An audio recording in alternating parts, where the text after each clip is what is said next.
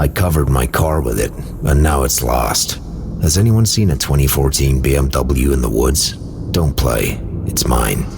This is a remarkably chilling development in this story. We know that Todd Kohlhepp is now claiming he tried to tell investigators at the time of his arrest last year that, yes, he has more victims, but he says authorities did nothing about it. Solid locks.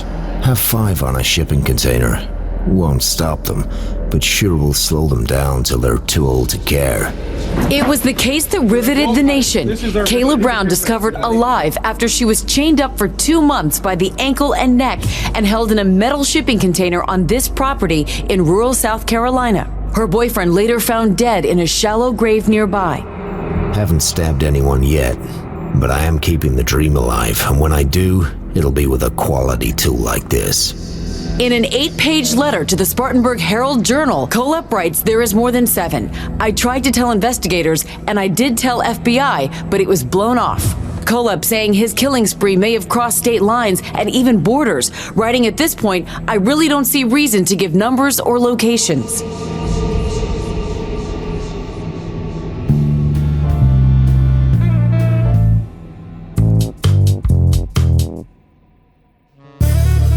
Hello and welcome to I Could Murder a Podcast, Series 8, Episode number 8. All the 8, and here's my mate, Ben Carter. Thank you so much. Really good to be here. All the 8, favourite number, symmetry, and big fan of that shape.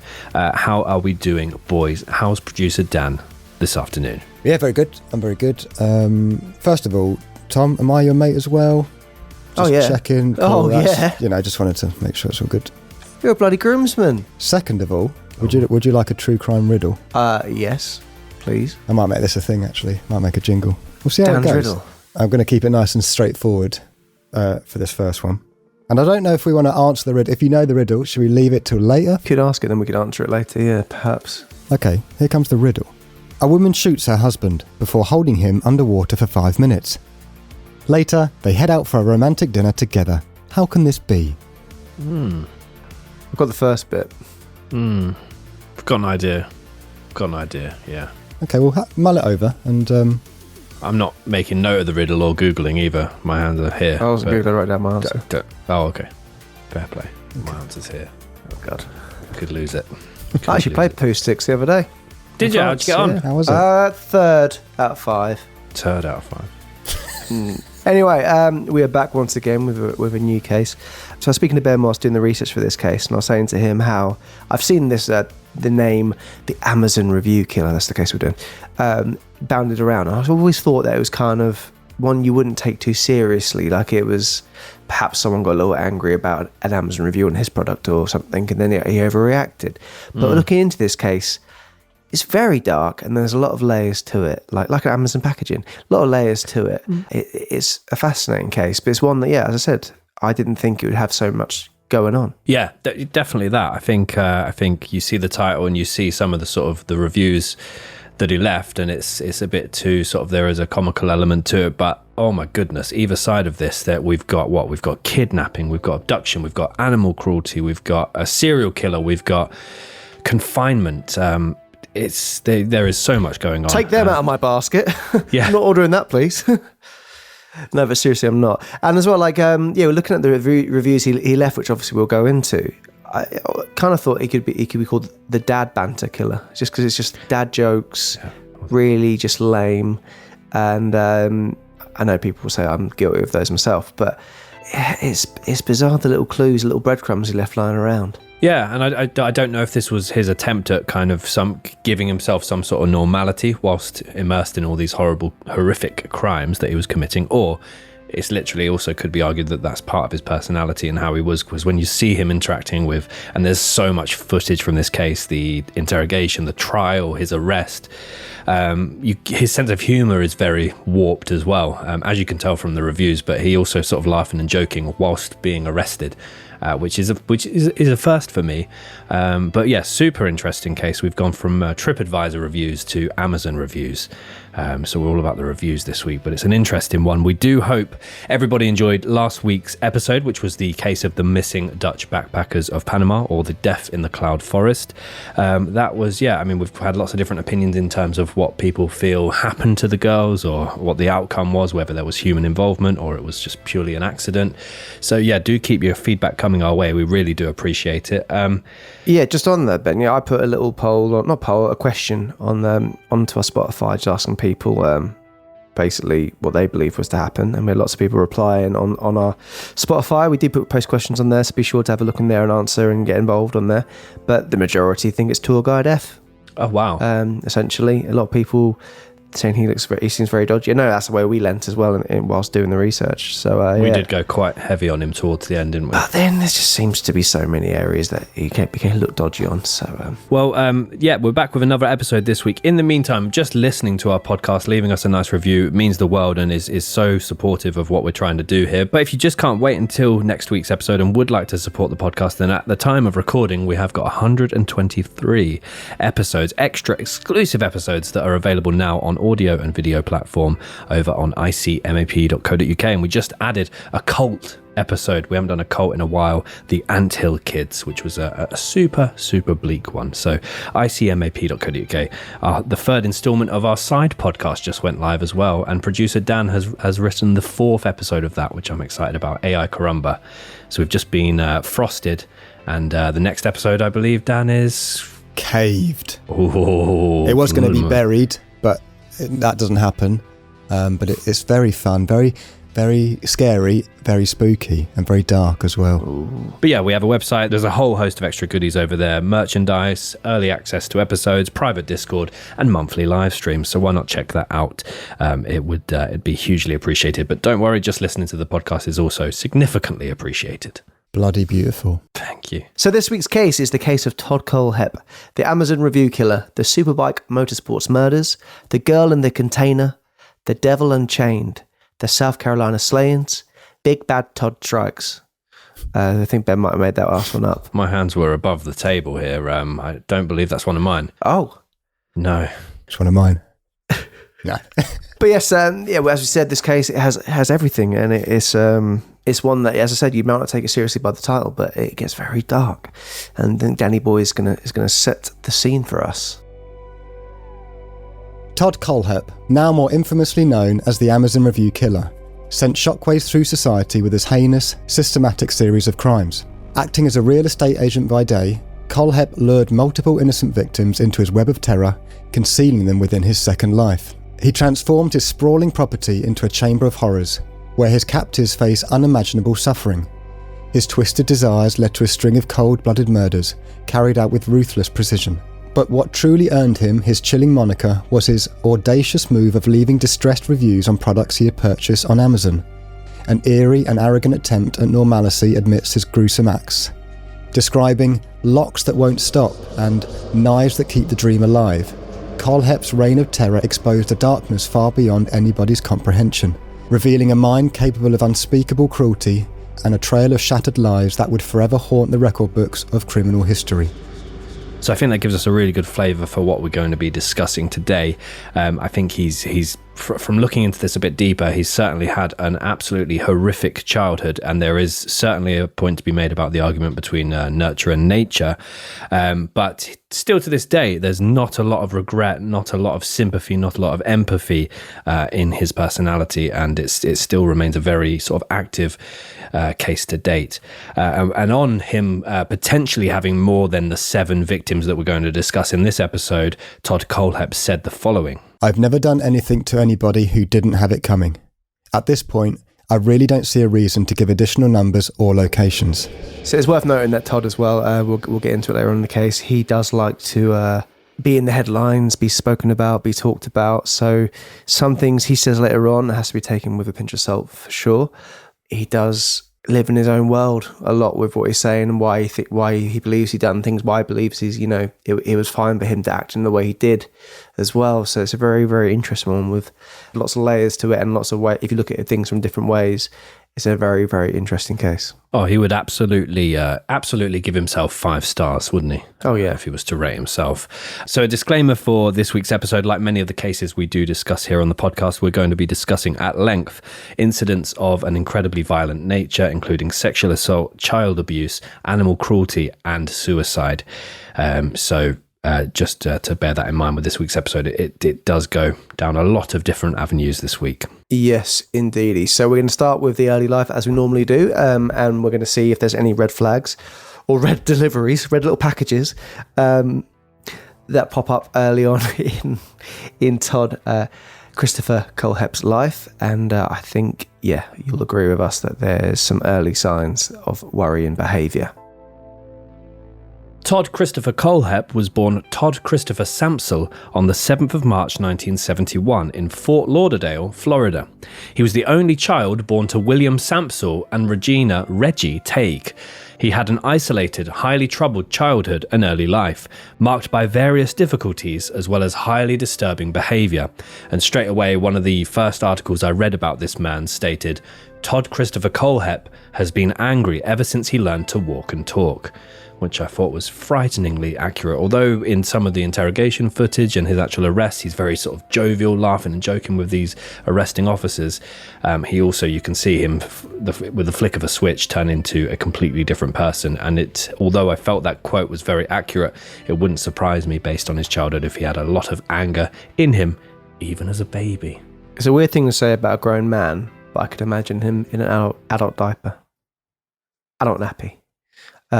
Cloudy with a Chance of Meatballs, that guy who's the baby from the slogan earlier on, who wears the big nappy later on. I can imagine him doing that in a life. What's the word? Life. I forgot about the film then, The Cloudy with a Chance of Meatballs. I thought that was sort of a weird innuendo about maybe shitting yourself. Nope. No. Just a kids movie. For fuck's sake, Ben. Cloudy with the... I can get the meatballs being... You were talking about a diaper then to go onto that, so I just assumed. What's it called? Live action remake. If they did that of that, I could imagine him playing that role. Oh, that's what I was trying to say. Yeah, no shit in the nappy. Yeah. Todd's early years were shaped by an incredibly tumultuous family dynamic. During the first 2 years of his life, his parents would regularly get into verbal and physical confrontations in front of their newborn baby. The family lived in a relatively quiet, upper-middle-class neighborhood within a small town in Georgia. However, neighbors would regularly have to call the police due to fears of domestic abuse, which put additional strain on the family. His parents divorced when he was just 2 years old after only 4 years of marriage, and he was raised primarily by his mother, Regina, who had gained predominant custody from this point onwards. Regina moved with her toddler Todd to upstate South Carolina, whilst his father, William, moved to the other side of the country, taking up residence in Tempe, Arizona. According to reports, Todd's relationship with his mother was strained from this point onwards, and she struggled with alcoholism as a fallout from the divorce. As a result, Todd faced instability and neglect during his formative years, which had a profound impact on his life later on. Todd's father, William, who was a military veteran, would not see his son again for the next 8 years, with many divided on whether this was a decision made by William or a decision made by Regina. Either way, this absolutely fueled a sense of abandonment within the youngster. Regina would remarry just a year after her divorce from William, marrying long-term friend Carl Kohlhepp in 1974. A couple years later, at age 5, Todd took the last name of Kohlhepp, when his stepfather Carl legally adopted him into the family together with his 2 step-siblings. Immediately, a young Todd found it difficult to adjust to his new family dynamic and regularly pined for his biological father, who Regina would argue wanted nothing to do with her son, or now ex-wife. What may have fueled Todd's difficulty in accepting his new family dynamic is his relationship with his new stepfather, Carl. It is heavily speculated that Carl was physically abusive to Todd on a regular basis, and that this fueled Todd's negative attitude towards him. However, it is also believed that, even as a youngster, Todd had numerous emotional and behavioural difficulties, that Carl felt the only way to deal with would be to discipline. Later psychological reports found that Todd had an unhealthy and unstable relationship with his stepfather, and often declared in front of the entire family that he wanted to live with his biological father, William, over in Arizona. See, I was not aware that so much had happened. Even he's not even 4 years old at this point. He's had a really rough upbringing, and he's declared in front of the whole family, I just want to leave, I don't want to be here. I think he's got some identity issues. But the more you dive into this case, the more the finger seems to be pointed at Todd's behaviours and mental state as a child, and kind of his mother and stepfather point to this as well as his biological father. But it also seems like he was kind of written off from early on and wasn't given much of a chance whatsoever. And he was born into such an unstable and seemingly unsupportive environment. So yeah, it's tough. As a child, Todd exhibited behavioural problems and showed significant signs of aggression.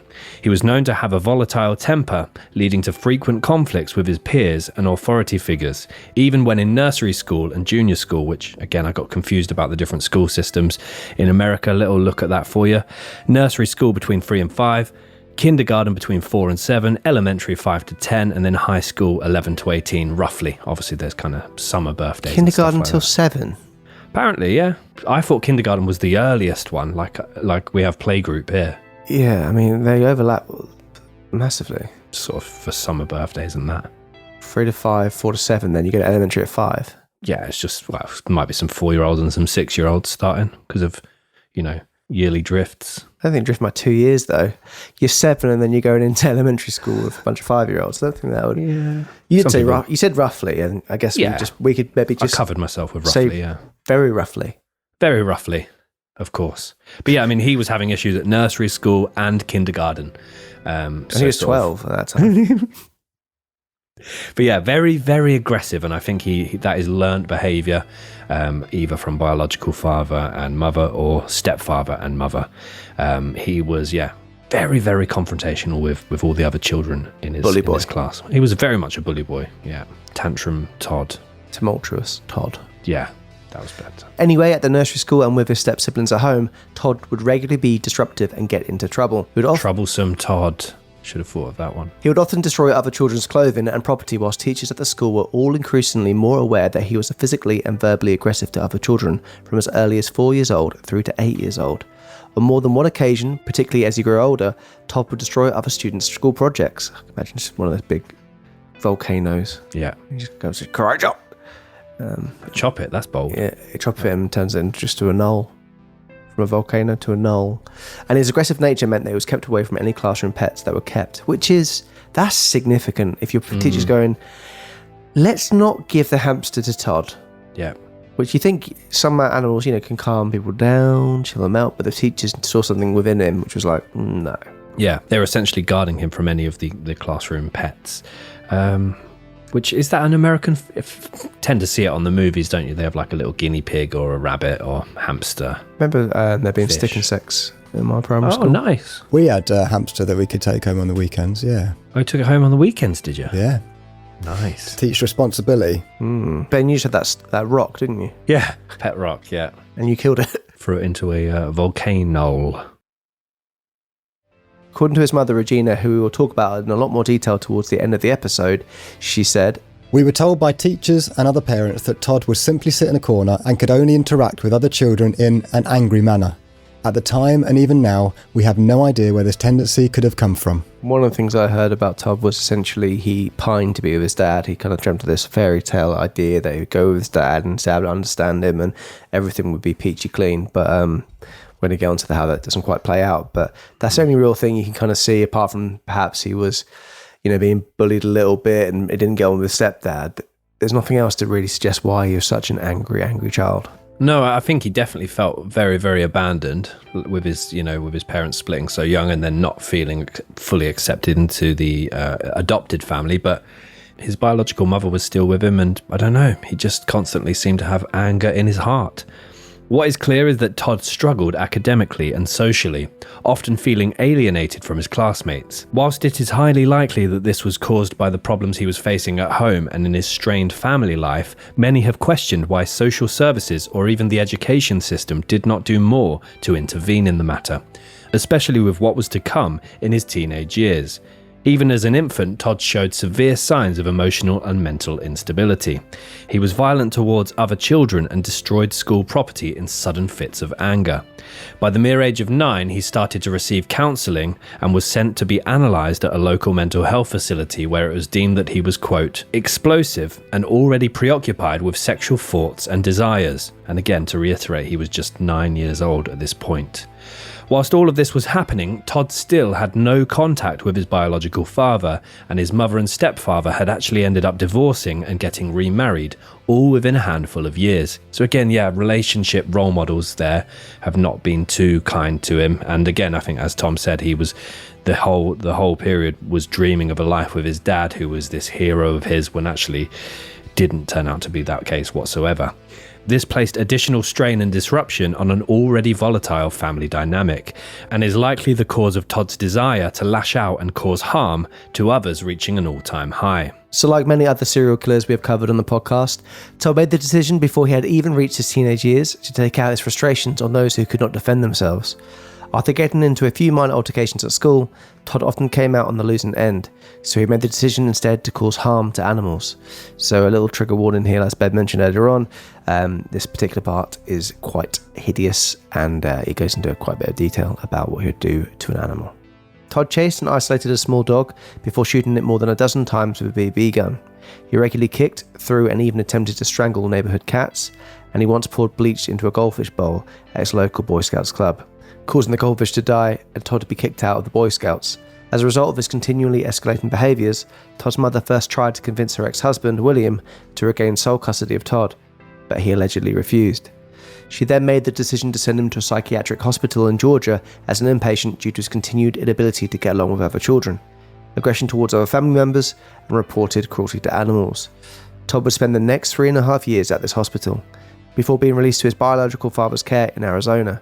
He was 9 when he entered the hospital and 13 when he left it.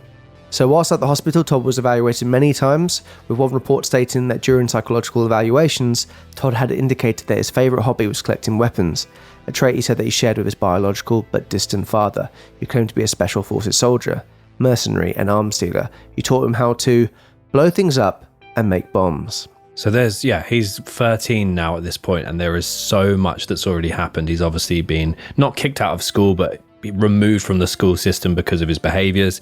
He's had a very, very difficult family life. He's had struggles with a sense of identity, and now animal cruelty, and so much aggression this whole time. So he's now finally, 8 years after his father left, he's now finally reunited with him, but things don't quite go to plan. So when he arrived in Arizona to live with his biological father, it was as if he had moved in with a complete stranger. Though he was initially happy to be reunited with his dad, he was full of resentment for the fact that his father had not been present to this point in his life, and blamed him for a lot of difficulties during the early years of his life. Todd found it extremely difficult to bond with his father, and one evening after a particularly challenging day at his new school, Todd came home, went into his father's toolkit and smashed his own bedroom up with a hammer. When his father returned from work, he found his son still holding the hammer with a firm grip, and though he was in a state of anger and shock, he calmed Todd down before removing the hammer from the room. Despite this, things seemed to normalise after the first few months of living together. The following school year, Todd even took the name Todd Samsel, so he kind of went back to his birth name, or at least began referring to himself by the name at school and to his friends and family. Todd also took on his first job, where he worked as a dishwasher and a busboy at his father's restaurant, which I like this name, Billy's Famous for Ribs. So I imagine just a big Billy's at the top and then famous for ribs underneath, a sort of neon sign there. Maybe not neon. But he also did some landscape gardening on the side, and later worked for a brief period at a Burger King. So yeah, busboy and dishwasher at Billy's Famous for Ribs. Dishwasher. There you go. Todd's biological father, William, would later say, Todd was highly troubled. I regret not being there for him, but I have to ask questions of Carl and Reggie. The only emotion my son was capable of was anger and madness. Whilst his mother, Reggie, responded with, I believe my son's problems might be because he never knew his father. So yeah, a lot of blame casting or blame shifting between the two parents there. But again, I feel like at this point, he's kind of been passed from pillar to post between the two parents, and also kind of written off by both of them already. And he's just entered his teenage years at this point. Like you bought a jigsaw, it came with an extra piece, and Todd's the extra piece. Kind of, yeah. No need. Oh, I wouldn't say no need. That's what they're saying, the parents, the bad parents. But you always keep a spare in case you lose a bit, right? So you have a spare for every puzzle piece. Todd's father wasn't exactly the perfect role model, as we kind of alluded to, even when the pair were finally reunited. William would regularly have lots of different girlfriends over to his property and would get physically intimate with them in front of his young son, which I don't mind the sound of that. No. As well as this, William had a large collection of pistols, rifles and hunting knives, which Todd became fascinated with. Despite the pair sharing some similar interests, both of them wanted to be rid of one another. Todd liked him initially, but he soon got angry with his way of life and means.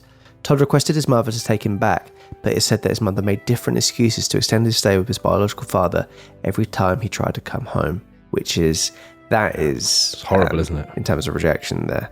Imagine if they got really elaborate as well. Stuck at the beach. That's just one. That's quite elaborate.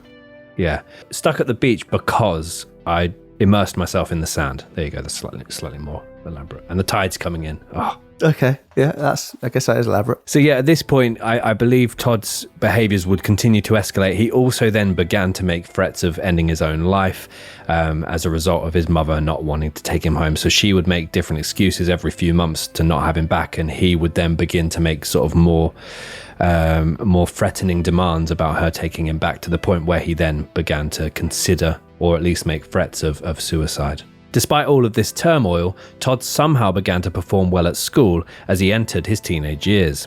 He was considered a highly intelligent student capable of above average intelligence. Many of his different teachers described him as bright but socially awkward. He even slowly began to form different small friendship groups and would also work up the nerve to start talking to girls. During this time, Todd enrolled at the University of Arizona but did not complete his studies. This brief period of positivity would end very drastically and very darkly. In his adolescence, Todd's troubles escalated once again. He was reportedly arrested for the first time at the age of 15 for an incident involving firearms that he was carrying without a license. These weapons belonged to his father, who paid a small fine for his son's release without further reprimand.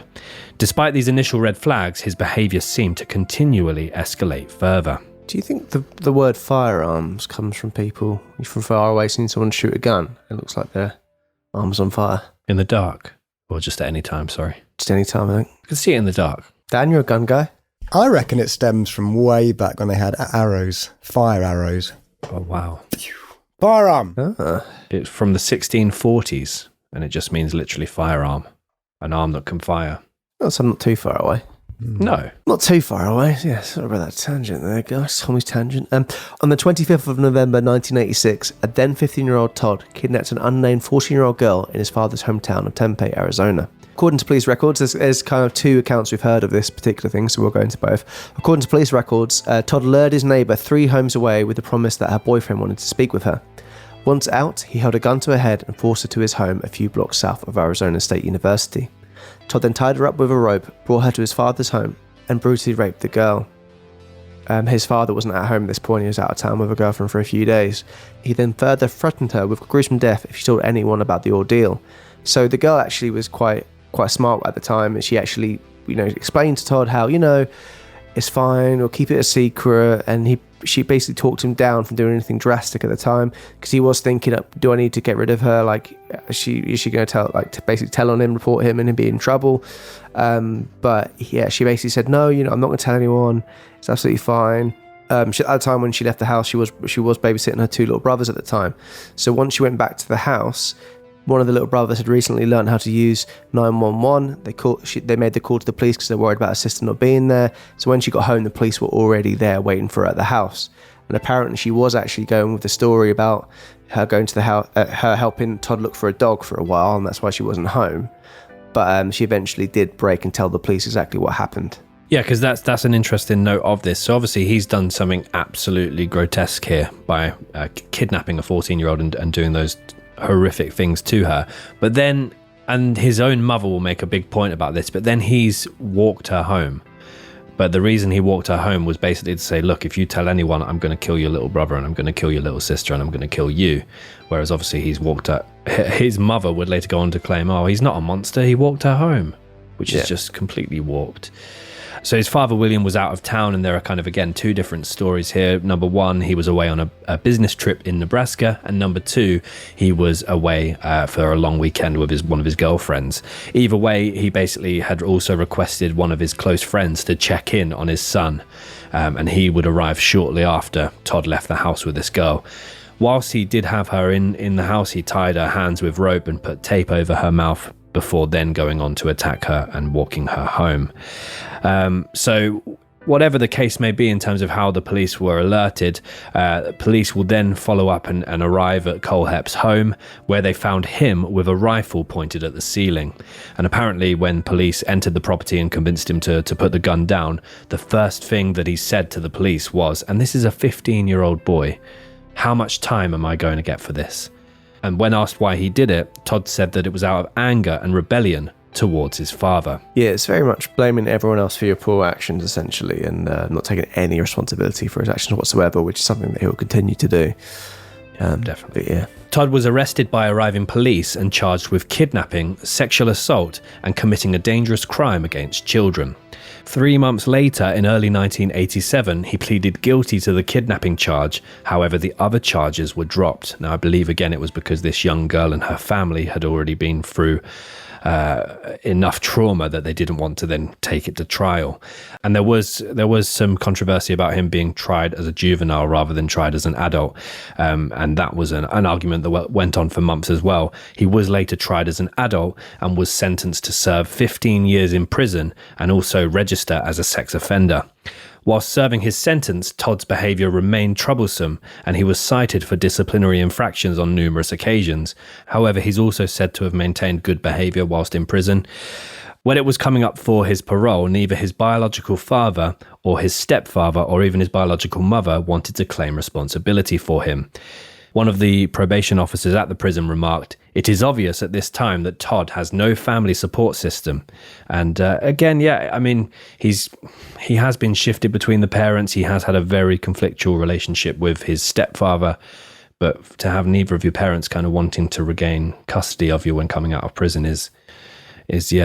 we've definitely covered cases where at this point a criminal has done worse and their family have welcomed them back with open arms. Yeah, I think you're right. I mean, the fact is, which you can look at it two ways, the fact that he was being a model inmate at the time, is it a fact that that's just because he's in a position where he's at somewhere where it's structure, it's discipline, and he's responded well to it? Because a lot of people, say, if it wasn't for the army or it wasn't for that, then I wouldn't be alive today, or, I'd be behind bars. Was it a case of he just lacked structure in his life and discipline that would have, really changed the outcome of everything that was to happen is the thing here. And yeah, obviously he was leaving prison. He wanted to make a good life for himself. Apparently he was very ambitious and would have, his parents being there and supporting him, and would that have changed the outcome of what we're going to go into? We'll never know. Well, that's it. And the stepfather as well, who did try to take it more down the discipline route, was reportedly physically aggressive to him on numerous occasions, and that's seemed to have had a hindered him rather than helped him in any way. So yeah, it's a very, very messy one. Todd's mother, despite what we've just said, later wrote to a judge to claim that the incident had brought her and her son closer together as the pair began to write to one another regularly from jail. She wrote, "It's strange. Maybe a little good does come from some bad." Regina went on to say that she was once a court reporter and had seen lots of cases, but, quote, "Never have I seen this happen to a 15-year-old child and not even any help offered. They don't sort of think that he even walked the girl home afterwards. Does that sound like a dangerous criminal? He even walked the girl home." So as Ben kind of mentioned earlier on, that she's looking at it from being that's a sweet thing to do. But when you put it in the context of he just raped her with a gun to her head, it's less sweet, and he's not doing it because he's a gentleman.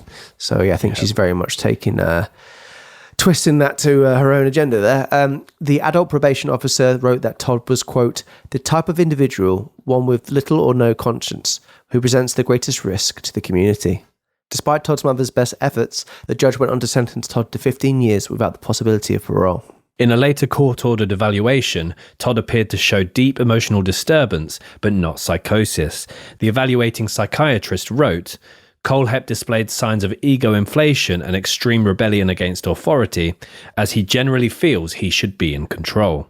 And also, according to the court records, at around the same time, he was diagnosed with borderline personality disorder and was noted as having an above-average IQ of 118. The judge in this case said that Todd was, quote, very bright and should be advanced academically, but he is behaviorally and emotionally dangerous and likely cannot be rehabilitated. Which, again, to say that to someone, I mean, I'm not sure how far into his sentence he was at this point. I'm assuming he said this maybe at sentencing. He's 15 and they're stating that he cannot be, or likely cannot be rehabilitated, which is very damning. Yeah. Todd's probation officer wrote a similar description in court papers and added that Todd, quote, felt that the world owed him something. Todd's attorney in the case later went on to say that, whilst defending him, quote, I do not believe my client will go on to harm others in the future. Didn't get a name of this attorney at the first trial, but those words will definitely come back to bite him. During his imprisonment, Todd was initially cited for violations that included some violent behaviour. However, after turning 20, he had no other records of disobedience and again was very much considered the model inmate, well behaved, and this would unfortunately lead to his early release, but we'll talk about that more shortly. An Arizona judge wrote in 1987 that Todd was, quote, very bright, but also emotionally dangerous and preoccupied with sexual content. The memo, which had a Phoenix hospital letterhead on it, states that as a juvenile, Todd regularly threatened suicide, destroyed his bedroom with a hammer, which is the bedroom at his father's property, and he also hit other children and killed a goldfish with bleach. A 1987 pre-sentencing report says that a neighbour, and this is whilst he was living with his father, described Todd as a devil on a chain. However, his good behaviour in prison earned him an early release after serving 14 years of his original sentence. He was released in 2001, but, as had been the case in his earlier life, he was not deterred nor rehabilitated from committing horrific criminal acts. After his release, he moved back to South Carolina, where Todd seemingly tried to start a new life.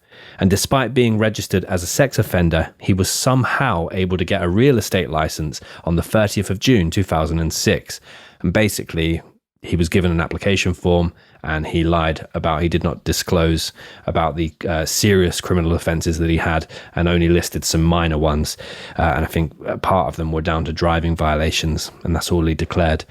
Within a few years, Todd had been recognised as one of the top selling agents in the North and South Carolina regions, which is the Carolinas. Oh, thank you. Yeah, no problem. And from this, he went on to build up a firm of his own that very quickly took on over a dozen estate agents as employees. Todd was popular and well-liked amongst his friends and co-workers, also building up a successful property portfolio of his own, with nobody aware of his horrific criminal past. So it's almost like, so he's got out of prison, he's moved back to South Carolina, he's kind of left a lot of his more sinister actions the other side of the country, and he's not disclosing any of his offences, which again, for what is this, 2006? You'd figure that there'd be maybe a background check conducted or references. Yeah. I mean, it depends how far people look. Maybe that was earlier for that particular job role, working in real estate. Yeah, it's probably not as thorough a background check as, you'd like to think a teacher would be, or anyone working with children, or just even at the interview, what have you been doing for the last 10 years? Yeah, I'm sure he had a very elaborate story, knowing Todd, in terms of what he was doing over that time. Mm-hmm. So with the money generated from his success in the estate agency, Todd had also acquired a private pilot license and several large remote properties out of state. So, yes, similar to the Robert Hansen case we covered, you get similar vibes here in terms of the pilot license and just the kind of vast land he's amassed here. In late May of 2014, he purchased an almost 100-acre plot of land located in an area 9 miles away from the small community of Moore for just over $305,000. That's a big plot of land. That is, isn't it? For $300,000, that seems very cheap to me. We've done acres before, and then we were both very far off how big that actually equates to. But yeah, that's an interesting one. He then set a large steel fence, which cost an additional $80,000 around the perimeter of the property. Yeah, that's a big old fence. With his portfolio of properties, he would also build up weaponry as well as numerous military and survival equipment, many items of which he would later become infamous for as the Amazon Review Killer. And I just thought reviews. In general, reviews, they're quite interesting. Notoriously not, but some of them are, though. We wouldn't be here today without them, in a way, talking about this case. Well, we might. Throw it. Ben Carter's Interesting Facts. Throw it. Welcome back. I hope everyone's doing great. I hope everyone's having a happy whichever day or night of the week it is in your world right now. Last week we discussed TripAdvisor reviews at length. This week we are discussing Amazon reviews at length. You couldn't make it up. So this week I've decided to do, the team here at BC's IFs have decided to do something a little bit different. They needed to. Sorry? They needed to. Did they? They thought, you know what, we've been acting with a bit of pressure on our backs for the last few weeks. Let's just do it without pressure and see what happens. And so that's we've kind of come up with this week. Go back to our roots. Don't lower your standards. So what I'm going to do is something, as we said, a little bit different. I'm going to throw a few Amazon review facts your way before jumping into a family fortune style quiz on the worst reviewed products between 2022 and 2023. So producer Dan and Tom, if you'd like to battle it out, I'll basically whoever gets to 3 items first will win the lot. So Amazon reviews, obviously there have been millions left all around the world. But did you know of all these millions of reviews, a mere 5 to 8% of people actually end up leaving them? Yeah, that's probably about right. Yeah, it is right. Yeah, it's a fact. But what's interesting about these different reviews is the vast range in terms of different products that are bestsellers or different products that are more niche, but they still collect very varied aggregated scores.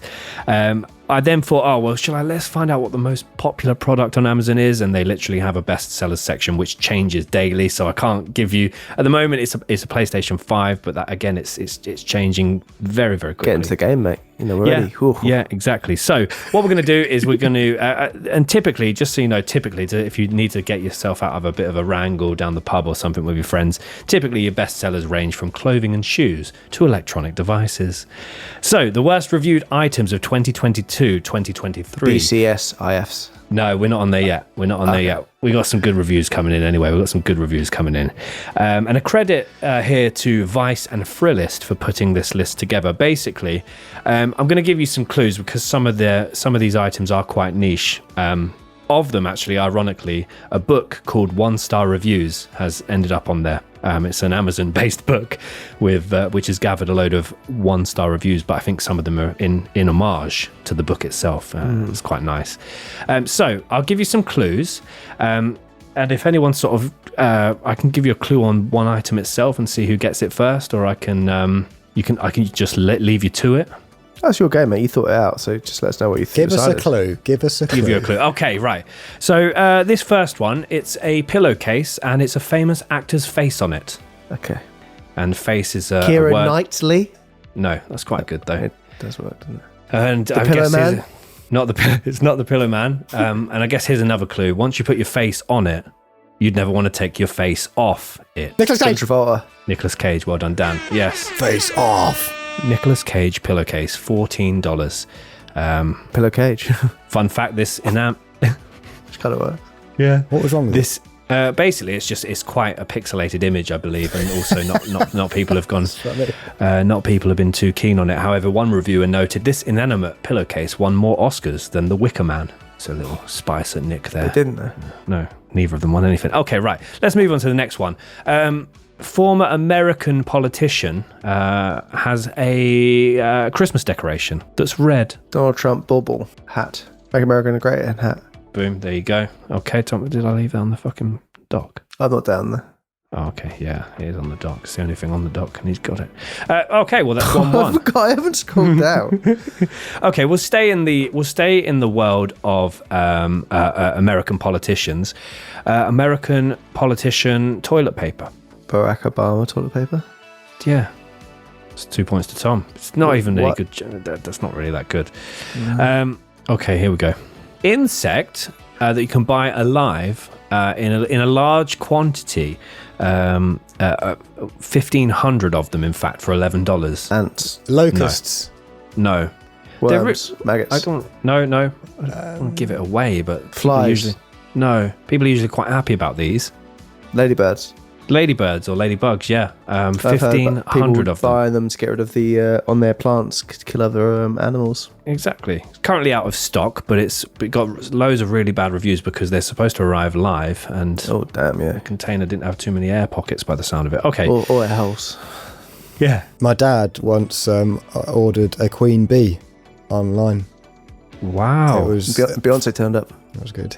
The postman said, I don't think you're ready for this jelly. You can tell us like, what? Finally, a rapper that's released a cookbook, and it has alliteration. Snoop Dogg sausages. No, but I would... Snoop hot dogs. Snoop hot dogs. It's not Snoop, all right? Okay. It's got alliteration. Shall I say the first Dirty name? Old Bastards Barbecue. No. Dirty Old Bastard Barbecue. No? No. The first word of the book is cooking. Just keep whispering cooking, that's going to help. Yeah. Cooking with Coolio. Oh. And with chapters named such as Appetizers for That Arse and Salad Eating Bitches, the whole thing has gone on to receive several very, very bad one-star reviews. Have you seen the actor who plays Kevin in The Office has a chili book? Didn't see that, but It's got like 100 different variations of chili that you can make, and they're very similar. I saw that he had like oven gloves, his own range of oven gloves. Yeah. Oven mitts. Okay, well done, guys. And if you always check your reviews, some of them will be sort of false, like this guy. But for the full list, I'll just drop me a message on Instagram and give you the full list. There's some weird stuff on there. Coyote urine. You can buy coyote piss online. No, thank you. 55 gallons of lube for almost $1,000. Just in gallons, apparently. Oh. Yeah. Okay. Back to the episode. Ben Carter's interesting facts. So thanks for that. Cheers. 55 gallons of lube. I think that's going to be quoted a few times. Brilliant. What was the review on the lube, by the way? Slippery. Let me just get it for you. I literally, a whole body fell inside him. 50. Oh my God, it comes in one of those like blue Breaking Bad drums. So it's from Passion Lubes Direct. It's 9. Oh my God, this lube ruined my life. Be warned, this seller will not accept return of opened and partially used barrels, no matter how dire the situation.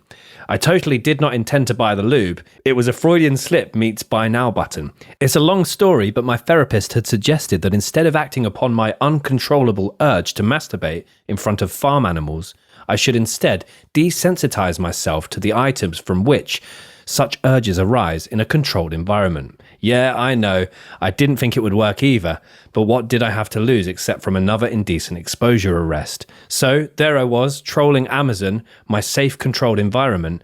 I don't quite remember what happened. One minute I was looking at horse masks and feed bags, and the next I was standing in Juan Alvarez cow pasture with my pants around my ankles, in brackets, again.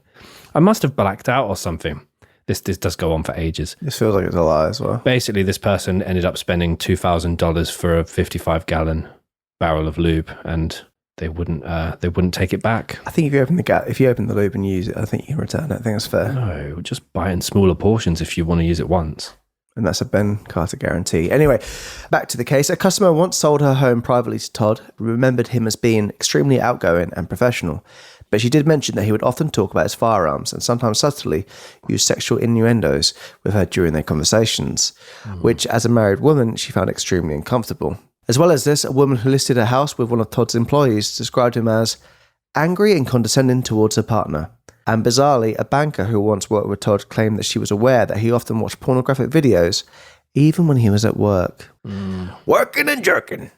When he wasn't working or flying or wanking at his desk, Todd frequented a local Waffle House restaurant in Roebuck, where his lewd behaviour disturbed all of the waitresses that worked there to the point where the male cook began to take Todd's orders instead of them, which, you imagine him being very just crude. Surely you'd pick up on that. By the time the chef's coming out to take your order and there's 5 or 6 waitresses just staring at you from a corner. I'm not talking from experience. No. But don't go back there, Todd. Yeah, especially with your... Stop being crude and rude. Your 50 gallons. Yeah. According to this employee, one of the waitresses was Megan Lee McCraw-Coxey, a lady who we will discuss in more detail in our timeline. So from the outside looking in, he seemed to have turned his life around, apart from being a bit creepy and creepy with girls and wanking at work. He wasn't doing the other things he used to do, leading a seemingly normal existence.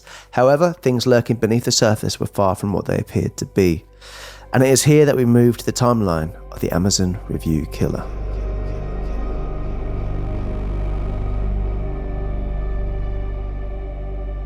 So, a quick recap, because obviously so much has occurred during his childhood and early adolescence. There were several clear issues raised, obviously, from his childhood. We've talked about the physical aggression, the cruelty to animals, sexual offences, perhaps his sense of abandonment, alleged suicidal tendencies, broken family dynamic. And as a result, Todd spent 3.5 years of his childhood in a secure psychiatric hospital, a decision obviously that was made by his parents.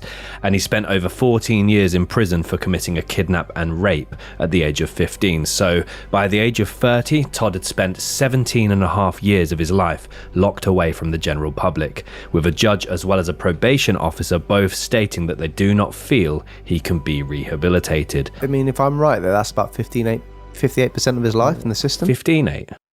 For the percentage folks out there, that's just over 58%. Fucking. For the percentage folks out there, that's just over 58% of his life in the system. I don't like just over 58%, because if I'm a percentage folk, I want to be bang on. It's like pi, 58.333. Oh, not that 58 pi. Word. Yeah. So yeah, quite a large percentage of his life in the system.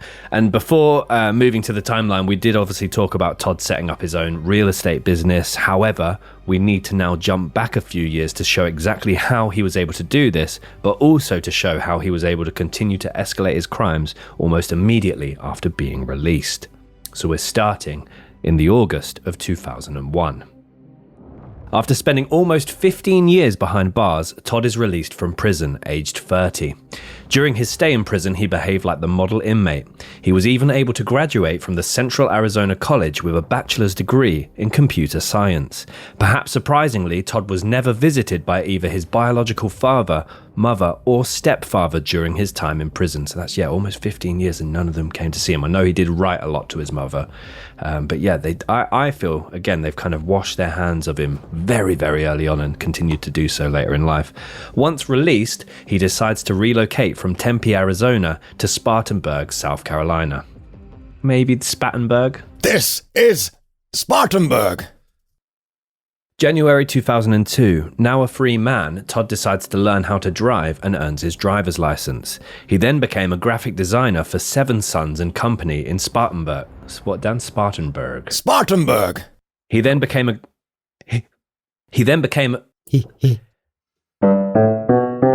What do you know? Dan's done Ben. Come back next time for another Dan Does Ben.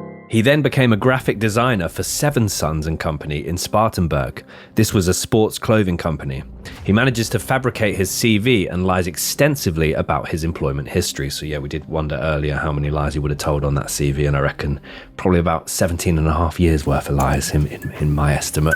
He continued to work there for just over a year and a half until November of 2003. 6th of November 2003, Scott Ponder, Beverly Guy, Brian Lucas and Chris Sherbert are shot dead at 2 p.m. at the Superbike Motorsports shop. This motorbike shop was located in Chesney and was a popular place for motorbike enthusiasts.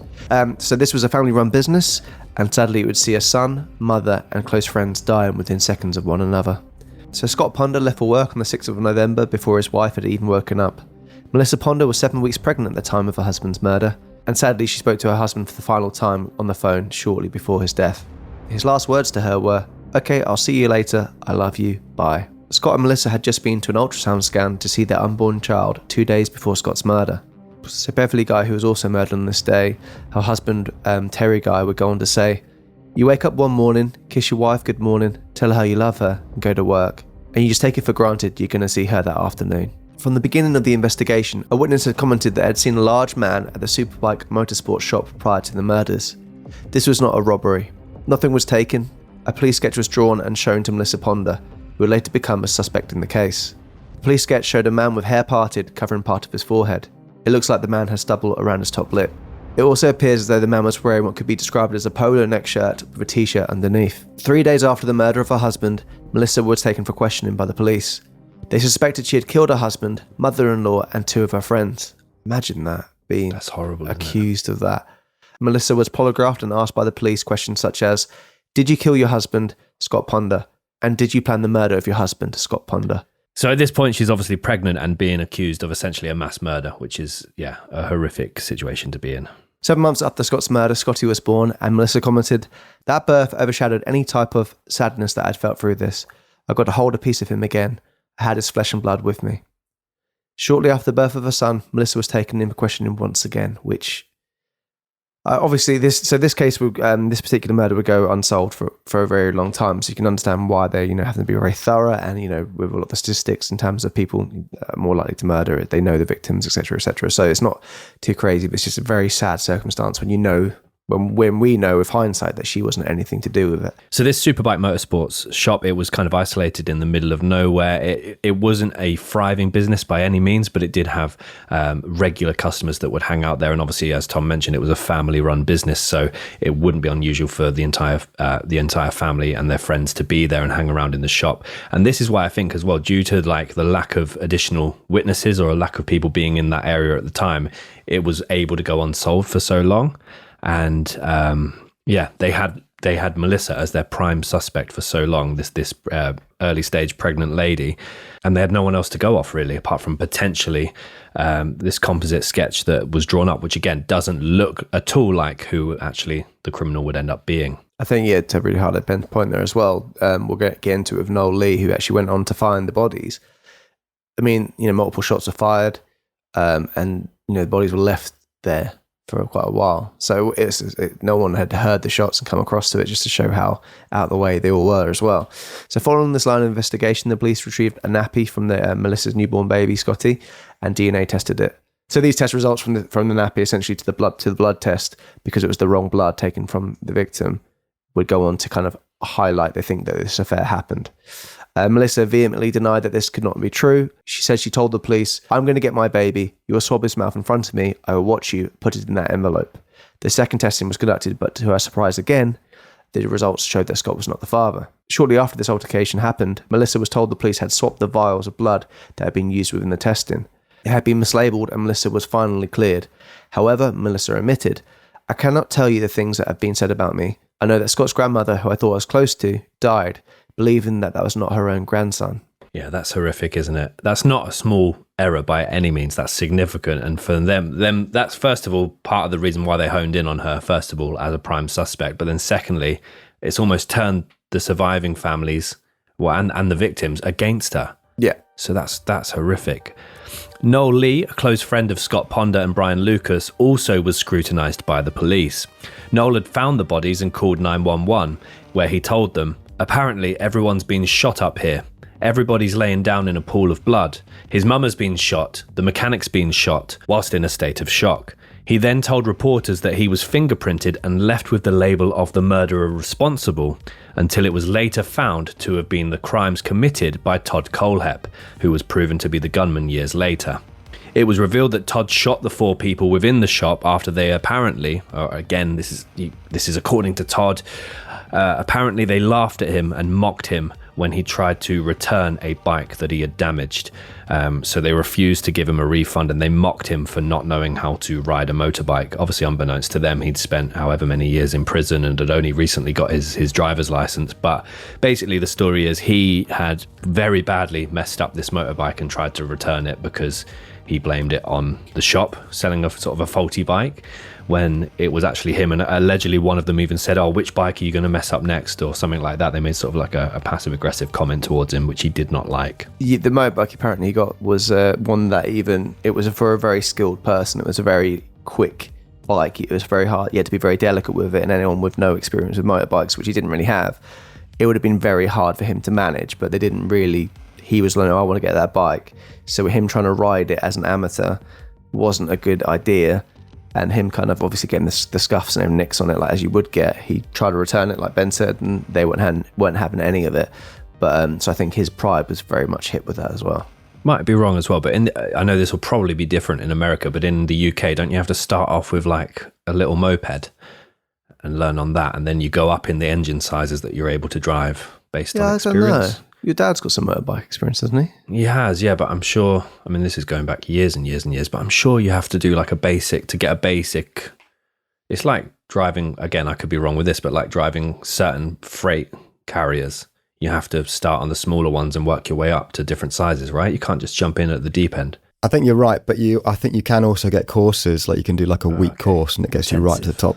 really quickly. Back to the top. Well, I mean, it's no surprise that Todd Kohlhepp wanted to jump in at the deep end and have the fastest, nifty. I'm going to use the word niftiest bike in the shop. And yeah, apparently he came back to try and return it after he'd obviously scuffed the bike up pretty badly. They started laughing, so he then decides, okay, well, if you're going to laugh at me, have some of this, and he pulls a gun out, which is just a ridiculous reaction. And that's if that even is the true story. Yeah, because apparently he was waiting around the bikes, looking at bikes, waiting for people to leave. It was a grandfather and the grandson that left, and he was the last customers in there before with him. And once they left, he said, "I want this bike." They went out to kind of go sort it out, and then he started opening fire. It's particularly, he was after, he wasn't after Beverly. She kind of was a collateral damage, sadly. He thought, can't leave another witness here, so he shot her immediately as well. But yeah, not trying to do a pun in terms of motorbikes, but 0 to 100 quite quickly in terms of the shooting. So that's the tricky thing from this. I mean, you're inclined to believe his line of events, or at least that some sort of argument occurred, because there was he didn't burgle the shop. He didn't take any other bikes. It was just literally 4 people killed, and then he left. So yeah, from this, it's a really bizarre one. It's seemingly a completely random spree killing here. And there's no financial motive. There's no motive in terms of he knew these people. He's just literally, according to him, been laughed at and mocked, refused to give a refund. So he's taken 4 lives. In March of 2006, so 3 years later, Todd earns a private pilot's license from the Federal Aviation Administration. In a letter written in November of 2017, Todd alleged that this license had a hand in his criminal activities. He wrote, "I tried to tell investigators, and I did tell the FBI, but it was blown off. It's not an addition problem, it's a multiplication problem. Leaves the state, leaves the country. Thank you, private pilot's license." What Todd is referring to here is an 8-page letter that he would later write to the Spartanburg Herald-Journey whilst in prison, claiming that he had tried to tell the police and FBI that there were more victims that had not been accounted for, which again, we're going to go into a lot more detail shortly about. Kohlhepp wrote that he tried to tell investigators and actually had informed the FBI, but it was, quote, blown off. He then went on to make the infamous claim, "At this point, I really don't see a reason to give numbers or locations." A few months later, Todd decides to take the South Carolina real estate exam. Whilst completing his exam, he conveniently does not admit his placement on the South Carolina Sex Offenders Registry. He then decides to open TKA Real Estate. Todd Kohlhepp and Associates, maybe? Todd Kohlhepp? Agency. Oh, yeah. He starts his business from the comfort of his own home. His first house was in Moore, South Carolina, and on the 30th of June 2006, Todd finally received his real estate license. 2008, Todd earns himself more qualifications as he graduates from the University of South Carolina upstate with a degree in business administration marketing. Although it would appear as though he was a thriving businessman, Todd was being labelled as creepy by the servers at a local Waffle House. As we mentioned earlier, the Waffle House was located in Roebuck, South Carolina, and co-workers at the restaurant would refuse to serve him. He was known to leave large tips after his meals and would ask certain employees to visit him at his home. As in, come back home with me. If you see me eat that cow pie, come back home with me, eh? Yeah, it's not worth the tip, is it? No, not really. As a result of this behaviour, a male cook began to take the orders from Todd, making the servers feel slightly more at ease. Megan Coxey was a 26-year-old waitress who worked at this particular Waffle House. Megan and her husband would later be found dead at the hands of Todd Kohlhepp. One of her colleagues commented, "I know for a fact he didn't just pick her up off the street. He met her there."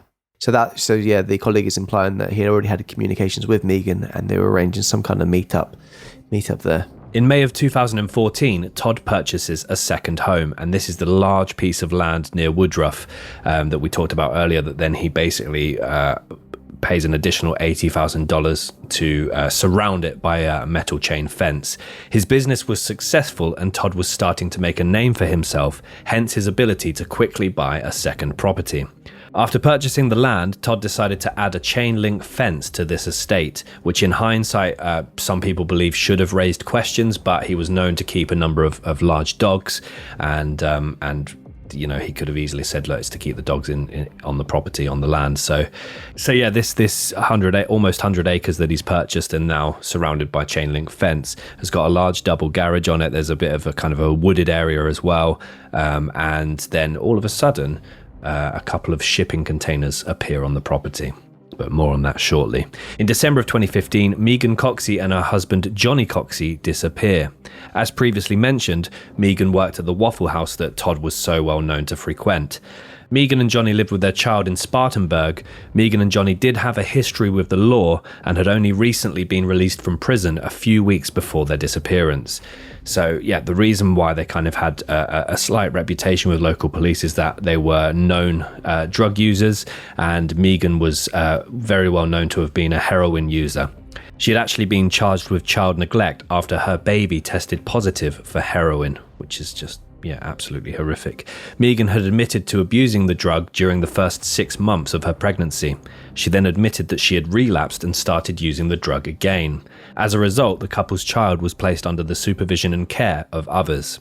Megan's mother said that she had last heard from her daughter after she bailed her out of prison. It was her mother who would eventually go on to report her daughter as missing. The 31st of August 2016, Charlie Carver and his girlfriend Kayla Brown would disappear. So Charlie Carver was 32 at the time of his disappearance, and Kayla was 30 at the time of hers. The couple had just moved together that summer after dating for a short while. Charlie was in the middle of divorce proceedings with his ex-wife at the time of his disappearance. So Kayla had come across Todd previously, and he was the kind of guy that had lots of things going on, obviously talked a big game, and they needed employment, and they're looking for employment. So they thought, why not speak to Todd and try and find if there's anything we can do for some money? And Todd was like, yeah, definitely. He wanted to hire them to clear some underbrush at his property in South Carolina. So the pair have driven there, and Kayla had previously done work at the property, so she thought that this would be like any of the other times. She later commented, "We had walked inside and got hedge clippers and walked back outside. When Todd came back out, he had a gun in his hand. He fired 3 shots into Charlie's chest." Charlie's mother, Claudia Joanne Schiffert, said she last heard from her son on the 29th of August after he replied to her with a one-word answer via text message. They reportedly spoke every day. On the 3rd of September 2016, Charlie's mother files a missing persons report. She had not been able to contact either her son or his girlfriend, and after a search of their apartment, it did not look like they were staying there. Charlie's mother was not the only person to file a missing persons report. Leah Miller, a friend of Kayla Brown, also filed a report on the 5th of September after she had not been able to contact her friend.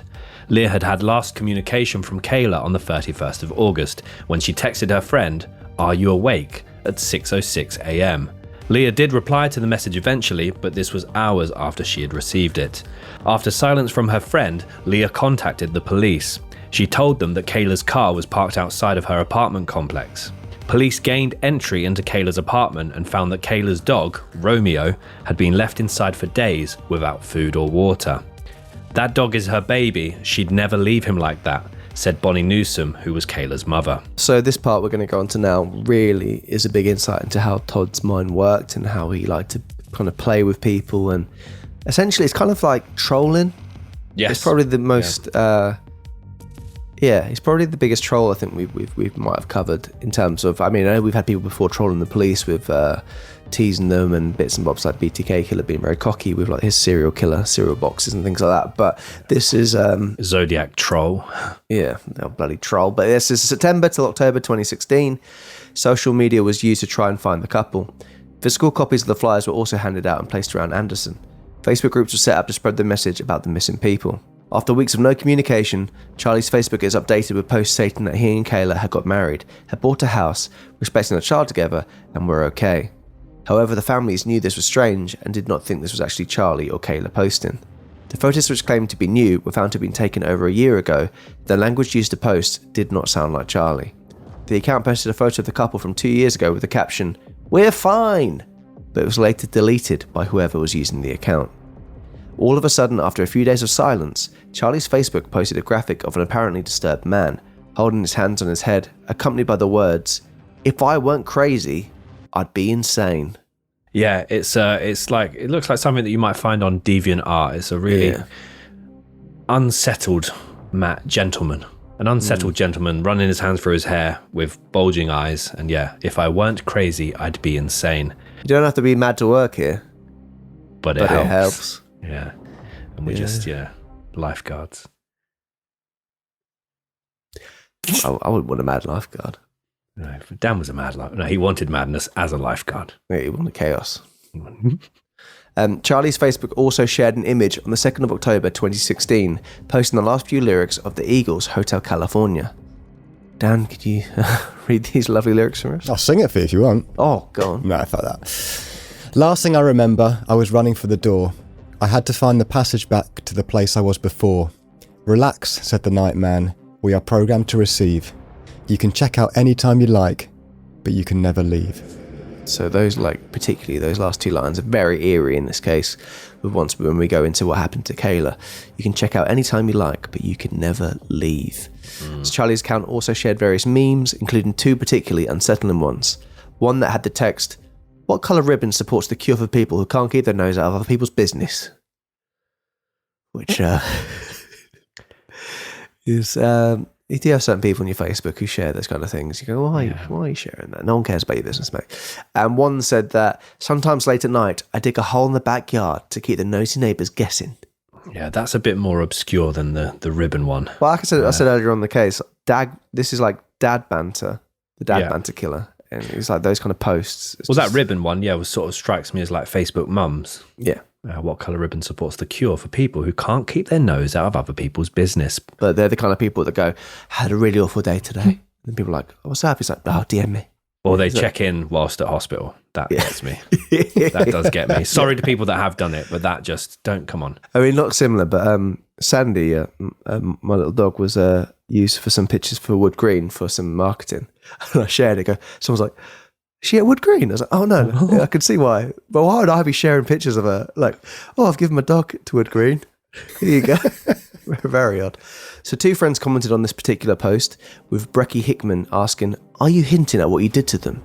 You know it's sad that someone like you is using his Facebook page when his family and friends are worried about both him and Kayla. So, by the way, that's I'm reading it as it's written. It's not me just reading terribly. And Sarah Smith asking, is that what you did to Kayla and the real Charlie? Which, I mean, to be fair, they've clocked it. Yeah, I mean, at this point, what is it? So they have been missing now, well, at the beginning of September, or the end of August, last day of August, they went missing. So they've been missing for a couple of weeks at the point now that these Facebook posts start to appear. And people are immediately assuming that whoever is making these posts, because they are so drastically different to what Charlie would typically post, they clocked it straight away. And this is horrific, because this, as Tom said, he does start trolling a little bit here, whoever it is that's using this account. So the user responded to lots of the comments almost immediately. There was literally minutes between some of these, seemingly not giving any serious thought to the replies. To make things even more horrific for the friends and family of Kayla and Charlie, whoever was using Charlie's account began to like and share missing posters of the couple, pages and groups set up to support their safe return. The user of the account also shared a fundraiser for the missing couple. Yeah, that's horrific. That's what I mean by trolling. He's really he's really enjoying this power. I'm surprised at this stage, 2016, using IP addresses and things. Exactly, yeah. I'm sure someone with a half... if the police force, they have people who can see where posts are posted from. You're absolutely right. Yeah, this is like modern day. I know we just referenced him, but modern day BTK. And he's so quick as well. He's not like sat there stalling for hours to form some form of reply. He's immediately commenting straight back.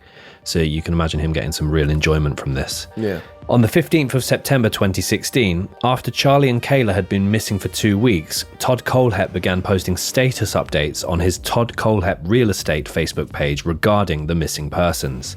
He posted the following, and it's also notable what we saw straight away with this is that Todd's grammatical errors on his own personal account match perfectly to the errors made in Charlie's, or whoever was using Charlie's account's posts.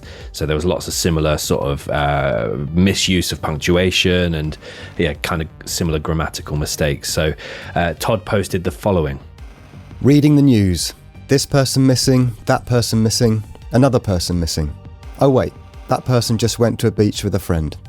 Other person found with her parole violation boyfriend. In the event that I become missing, please note that no one would take me. I eat too much and I'm crabby. I know how you feel, mate. Clip that. They would just bring me back or give me $20 for a cab ride. Most likely if I'm missing it's because my dumb ass did something on that tractor again and I'm too stubborn to go to the doctor. I got 9 lives. I ain't done yet. He also posts several statuses relating to the youth of America and how they need to be disciplined in a similar way to how he was by his father, stepfather, mother, and grandparents. He blames, so this was kind of very relevant at the time, kind of countrywide news in America of various acts of looting and criminal activity and rising of crime rates in his local area. He blames that all on children not being brought up right. And a few days later, he then posts the following. Just admit it. You look at the news, you see the political crap and the school shootings, and just general what the hell is going on. Zombie apocalypse is starting to look better and better every day. Not that I want to align myself with a serial killer. I would actually quite like a zombie apocalypse. I was literally thinking, it's the kind of thing. Not that you post about the political crap and stuff, but I'd prefer the zombie apocalypse to what the other option is that he suggests. Okay. Oh yeah. We need Ebola to come as a huge snowstorm, wipe out half the population, then melt away. Just tired of entitlement, rude-ass people for no reason. People who race to cut in front of you, to slam on the brakes, to make a right turn. I mean, you can feel he's kind of going like not non-specific there, just being to the human race in general. And then it just sounds like someone cut him off whilst driving and he's really pissed off, so he's posted the status. Which I imagine, Dan, do you get a little bit road ragey? I used to, yeah. I've kind of cut back on the old rage. It's not worth it. You never know what's going on in the other car, do you? I was always told to be very careful when I used to live in Leeds of getting in road rage with taxi drivers up there, which I never did because the different rumours I heard, I just kept quiet, kept in my lane and got home safe. Well, that's one thing, Ben. Keeping your lane is always good advice when you're driving. Yeah.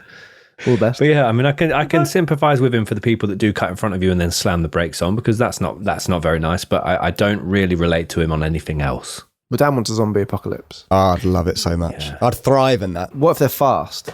They run. They can't. They don't do like the 28 days later zombies. Yeah, those ones. Yeah. Well, the thing is, if I'm going to die, I'm going to die. But it's kind of a cool environment to die in, isn't it? So get your brains eaten. Yeah, I guess it's fun. And we're all insured. Yeah, that's true. Fantastic. Thanks, Dead Happy.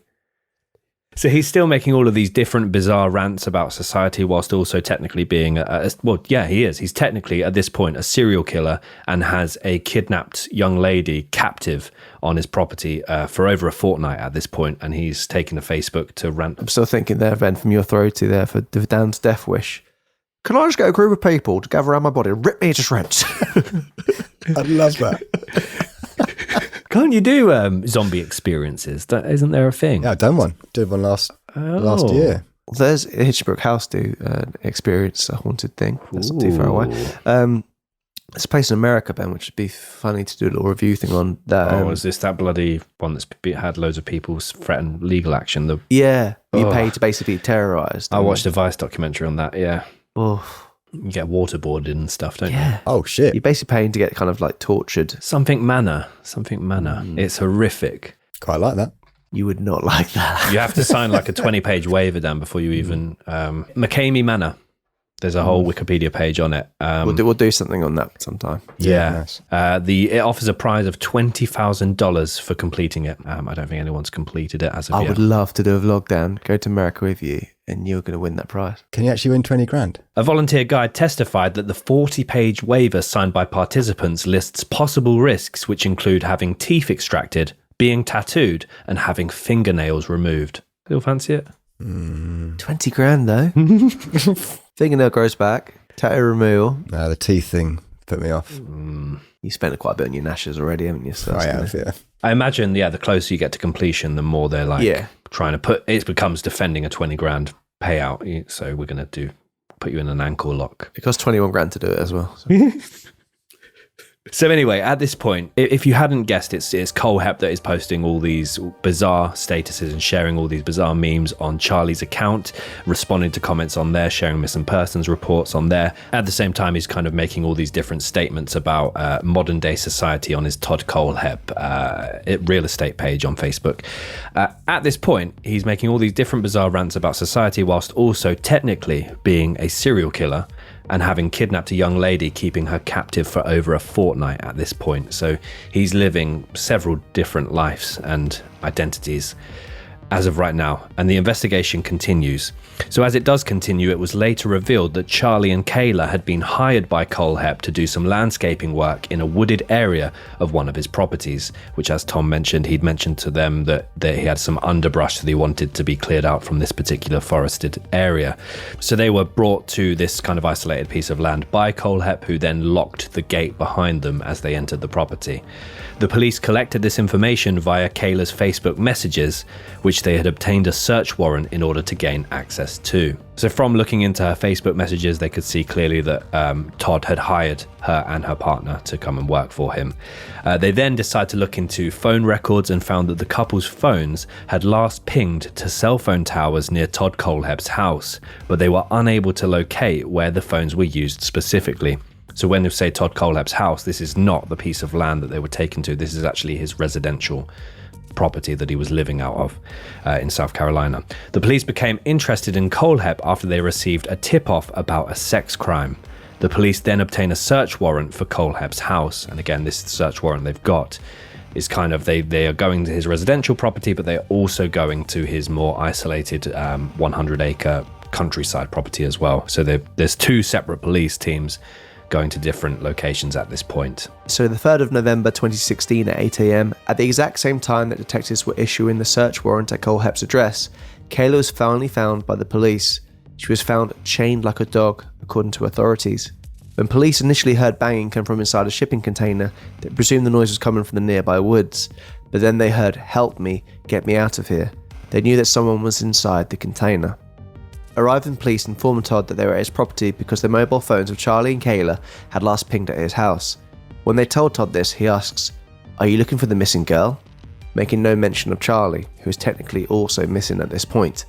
So yeah, at this time, we got the police at Kohlhepp's house talking to him directly, but also other police were deployed looking through the land, and they found the shipping container. So there's two searches going on at the same time. So the police that have arrived, there's very infamous body cam footage of both different teams, the one that find her in the container and the ones that are initially speaking to Kohlhepp at his home. And they initially arrived there with a search warrant saying that they want to search the property to see if they can find the phones belonging to Kayla and Charlie.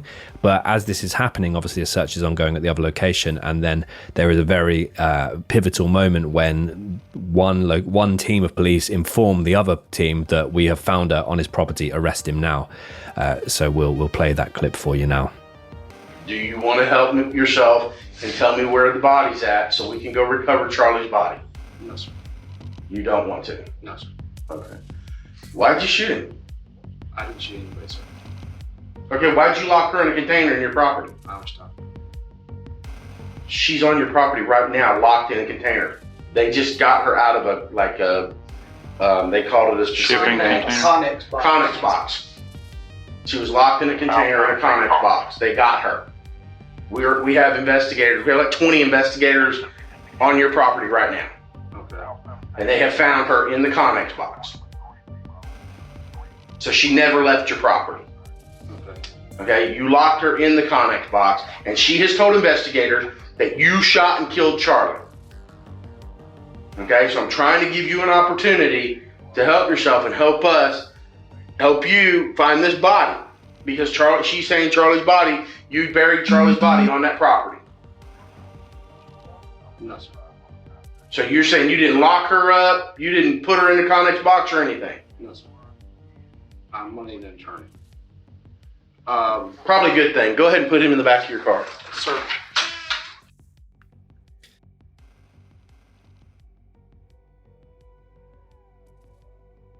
So Kayla had been placed in handcuffs by Todd, led out, and then locked within the shipping container for 2 months before she was found. She was chained by the neck, ankles, and hands. She would spend all hours of the day in the container, with the exception of 1 p.m. to 3 p.m. and 5 p.m. to 7 p.m., during which hours Todd would retrieve her from the container, take her to the garage on the property, and force her to perform sexual acts in return for food and the opportunity to use the bathroom. That's disgusting. She would be visited by Todd twice a day over the course of 2 months, sexually assaulting her on almost 100 separate occasions. Police found weaponry on the property, and it is believed if they had not found her, then hours later she would have also been killed, as they found a pre-dug grave for her next to Charlie. Kayla slept on 2 thin dog beds. She was given a DVD player by Todd. She ate crackers and peanut butter once a day. She was also given books to read. When she was found, she had chains around her neck and ankles to prevent her from escaping. So when Kayla was released, it's quite staggering to see. She's very calm. Yeah. She obviously seems not completely with it, but she's able to describe in detail exactly what happened. And we're going to play the audio for you now. Do you know where your buddy is? Charlie? Yes. He shot him. He shot him? Who did? Todd Kohlhepp shot Charlie Carver 3 times in the chest, wrapped him in a blue tarp, put him in the bucket of the tractor, locked me down here, and I never seen him again. Okay. He says he's dead and buried. He says there's several bodies dead and buried out here, and he says that the dogs will be ruined if they go looking because there's red pepper. So yeah, that's the thing. There's some very infamous body cam footage, both of Todd being arrested and them finding her in this shipping container.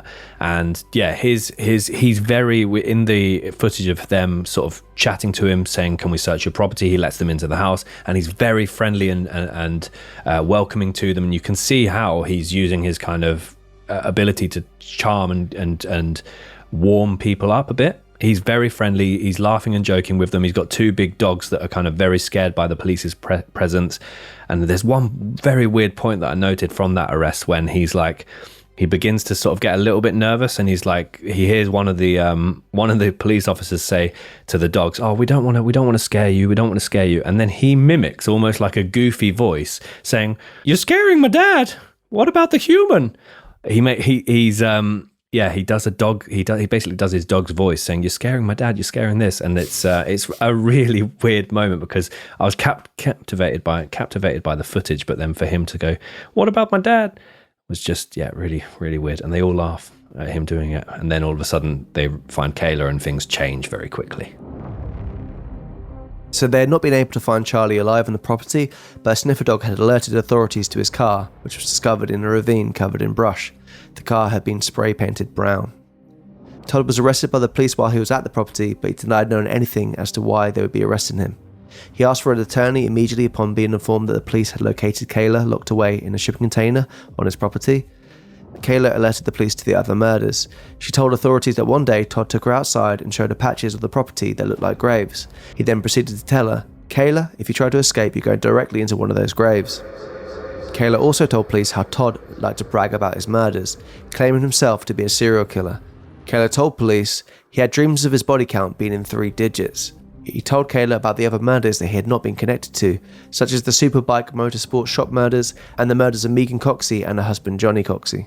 Upon discovering these bodies, it was later determined that Todd Kohlhepp had lured his victims in, just like he had done with Kayla Brown and Charlie Carver. He asked them to do some work on his property. He then killed Johnny and proceeded to keep Megan alive for a week, where he would rape her during that time. He then killed her before burying both of his victims' bodies on his property. So some people have questioned why he was quite quick in comparison to kill Megan, whereas he'd actually kept Kayla alive for quite a period of time, obviously 2 months as a minimum. Todd had also hoped, or claimed to have hoped, that Kayla would develop Stockholm Syndrome. According to Encyclopedia Britannica, Stockholm Syndrome is a psychological response wherein a captive begins to identify closely with his or her captors, as well as their agenda and demands, which we definitely saw in the case of Colleen Stan, and some potentially you could argue with the Ariel Castro case as well, Fritzl. But this is horrific that the reason he kept Kayla alive essentially was to try and condition her and maybe even win her over, which is disgusting.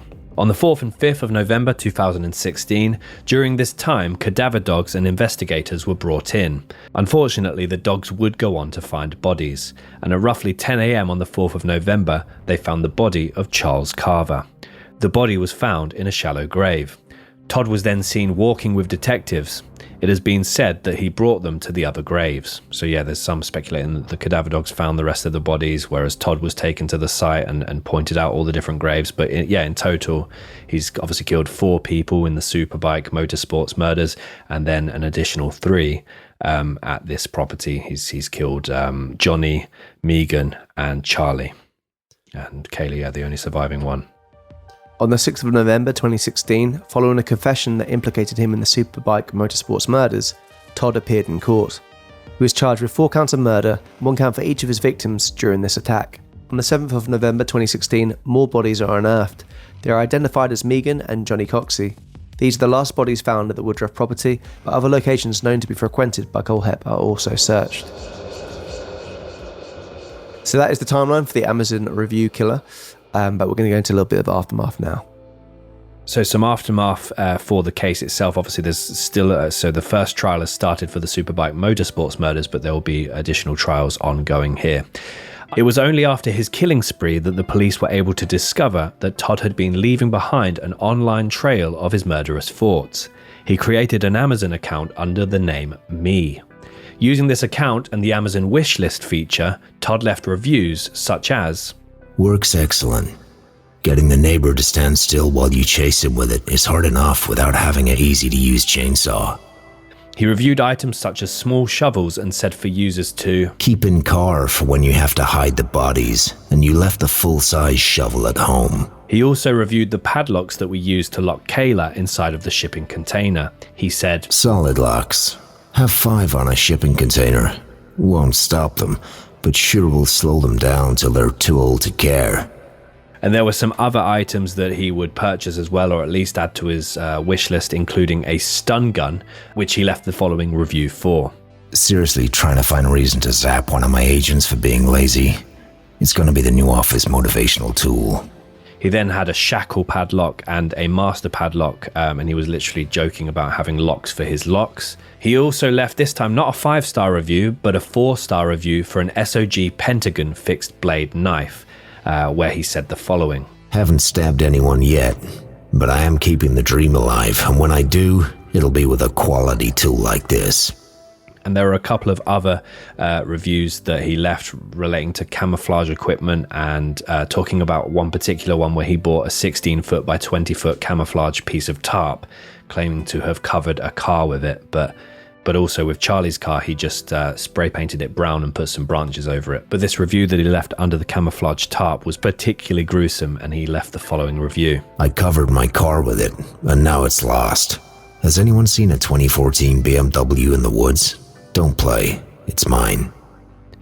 So yeah, this Amazon user, Me, that was Todd Kohlhepp, posted a total of 140 reviews in all, with the majority of them being between May and September of 2014. So basically in the months building up to him, well, first of all killing Johnny and Megan, but also then kidnapping Kayla and killing Charlie. So these are all kind of concurrent with his crimes, which is he's trying to be kind of comical in them, but there are also some really horrific kind of dad banter.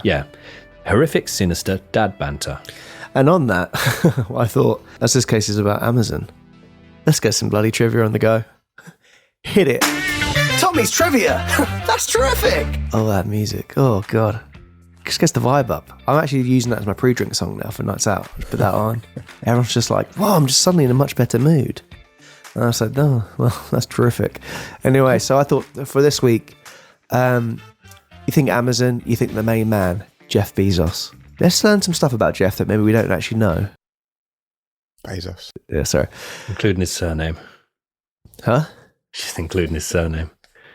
Things that we don't know. Oh, okay. Yeah. Just a rib, just harmless rib. That's cool, man. No, I'll leave you to it. Yes, thank you, mate. So yeah, things we don't know about Jeff Bezos. Sorry about that. Yeah, it's just keeping it light, not too heavy and too long-winded.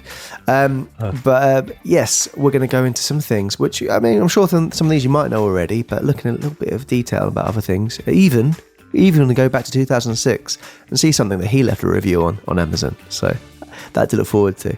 But anyway, so Bezos' net worth is 162.1 billion, which is pretty hefty. I know he lost an awful lot. A lot of bread. Yeah, a lot of bread. He lost a lot with his divorce, but he's one of the world's richest men, and he earns around $2,537 per second. Cha-ching. Yeah, which is hideous. Just as a reference, Musk's net worth is 232 billion. So yeah, Bezos was ahead back in the day, but Musk has overtaken him quite quickly.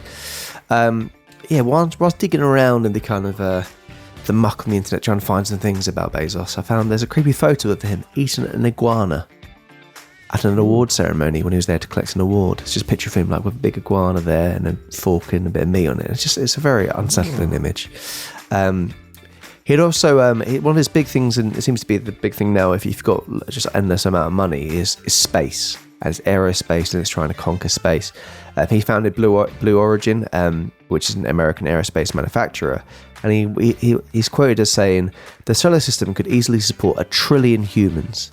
And if we had 1 trillion humans, we would have 1,000 Einsteins and 1,000 Mozarts, and unlimited, for all practical purposes, resources from solar power and so on." So he's kind of planning life in space, which does that appeal to you, Dan? Not really one for me. Yeah, I'd be happy to jump on the old Mars expedition. 18 months in a space capsule. I wouldn't mind that. Don't you come back with all your different density bones and not really ready? I don't think you come back if you go to Mars. That's the downside. You did say 18 months though, so you just... As in the trip there is 18 months. Oh, is it? Wow. Yeah. Shit, I mean, you can do it quicker, but you need to really kind of tie up the orbits and all that shit. I thought New Zealand was long. That is long. His interjections are very interesting in this week's episode. And I'm looking forward to this riddle, the answer to the riddle, which we'll be going back to. What about deep sea life? Would you not? I don't know if I talk this much over the interesting facts, do I? Oh, you definitely do. I'll finish the quote anyway. At least give me that. Bezos said during a 2018 interview that he considers Blue Origin as the most important thing he's done in his life. So you're very interested to see where that goes to. And lots of people say all his rockets look very phallic and cock-like. Yeah, they do. Ooh. So there you go. So I mean, I suppose they have to be somewhat phallic, don't they, in nature? Yeah. I mean, if you look at Bezos from when he was just started Amazon, he was kind of like a little bit geeky, and now he looks quite muscular and like Bruce Willisy. He's hench. And he's like, people have a bit of a midlife crisis to get a car, and they go, you get a sports car, and they go, that's just for charge your dick. He's actually making rockets that look like a cock, so he's gone the next level there. He loves Lizzo. He once tweeted, "I just took a DNA test. Turns out I'm 100% Lizzo's biggest fan," which again is unexpected. We were talking earlier on about Todd's. Isn't Lizzo a lot of controversy trouble? right now? Yeah, but that's not on us, is it? No. As we mentioned with Todd's land, he spent $80,000 to get a chain fence on it around it. Bezos, who's got a $500 million yacht, it costs $60 million a year for upkeep. That is disgusting, isn't it? That is insane. His dad was a circus performer, and he was a prominent unicyclist in Albuquerque. Wow. And the last one is the review, which I know you guys are dying to hear. So he's also is known to leave reviews. In 2006, he left a review on a 128-ounce jug of milk. It's definitely milk, yeah, not lube. No, it's milk, yeah, definitely milk. Cool. I love milk so much that I've been drinking it since the day I was born. He didn't, did he? That's the review. Yeah, that's what you put. Was it 5 stars? Got to be. I think it might have been 4. Oh, Jeff. But so he's dad banter as well. So wow, it does take a special person to leave an Amazon review, I think. But that's just a little bit more about Jeff. So I think that we all feel a bit more close to Jeff now. And terrific. See you later. Tommy's trivia. That's terrific. very good. Thanks so much. But yeah, deep water travel could happen. Yeah. Well, I think it was the percentage of deep sea that's been explored in comparison to space is significant. Yeah. We know more about space than we do the deep sea. About the deep sea, yeah. Yeah, but as soon as it gets dark, I get scared. In terms of water. Yeah. Same with we. Yes. Yeah.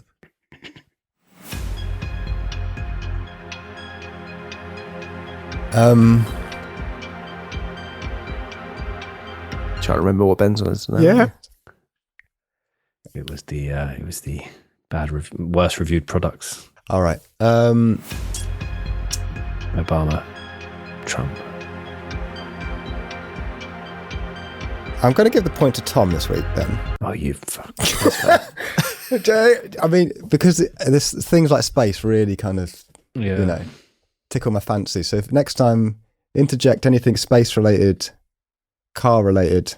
So avoid toilet paper. Yeah, I'm not too bothered about toilet paper, to be honest. It's not to say that you're not doing a good job. It's just a really high level these days. Yeah. You'll get comments, people going, Ben's was better. Yeah, you're getting a lot of support for your interest. Yeah, no, that's all like that. Yeah, that's the real trophy. Yeah, definitely, man. Pity should be held higher than success. For sure. Sure. Back to the episode, I suppose.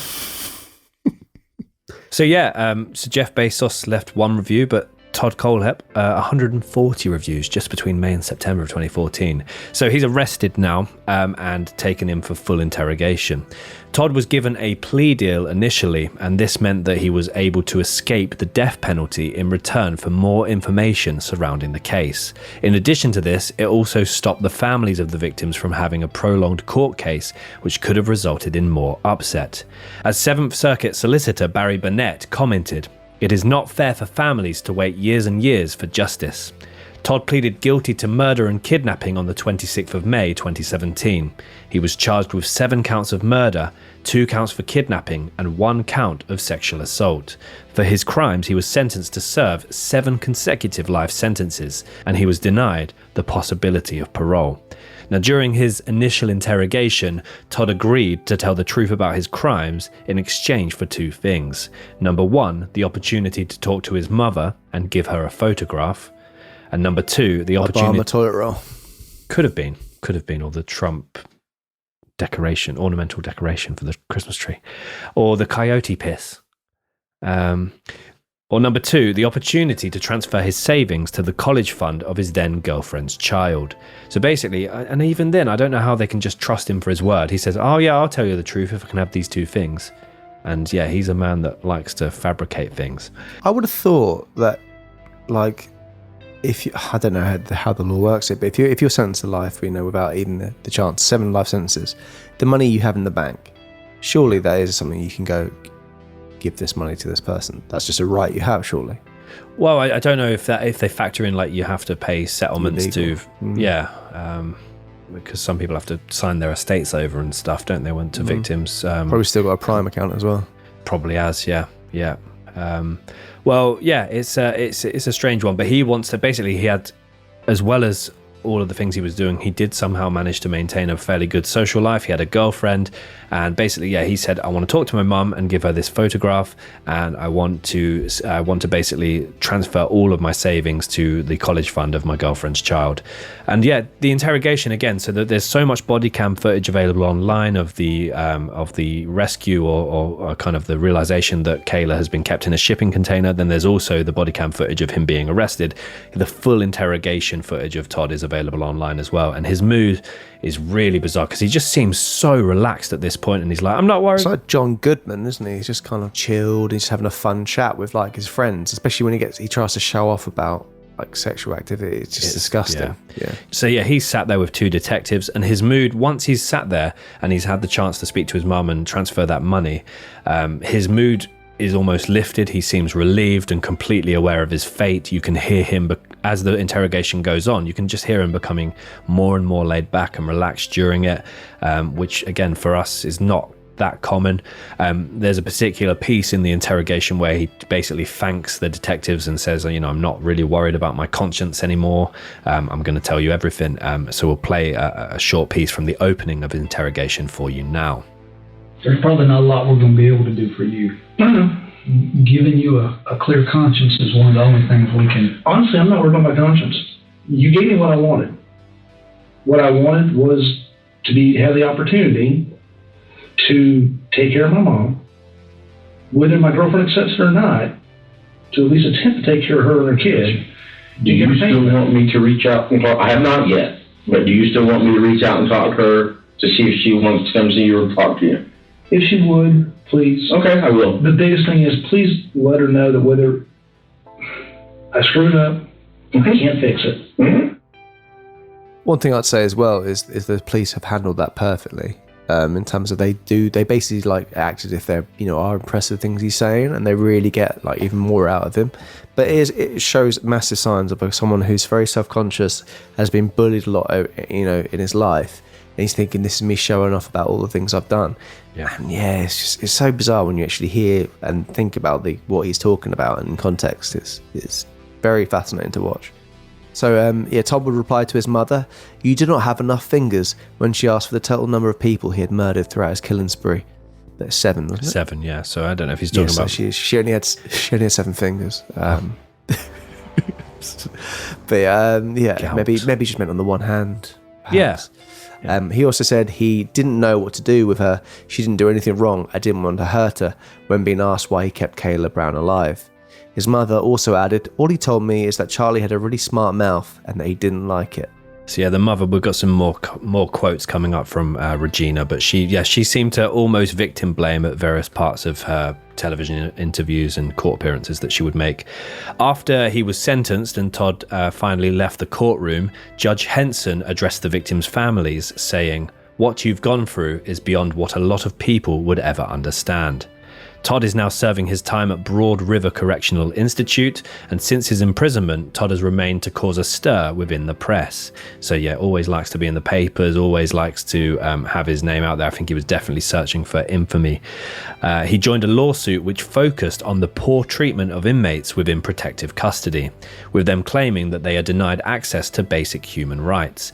These include access to medical care or the opportunity to decrease their sentence. Which is, I don't think decreasing your sentence is that a basic right? I don't think so. Maybe it's the right to appeal or the right to go, push for a second trial.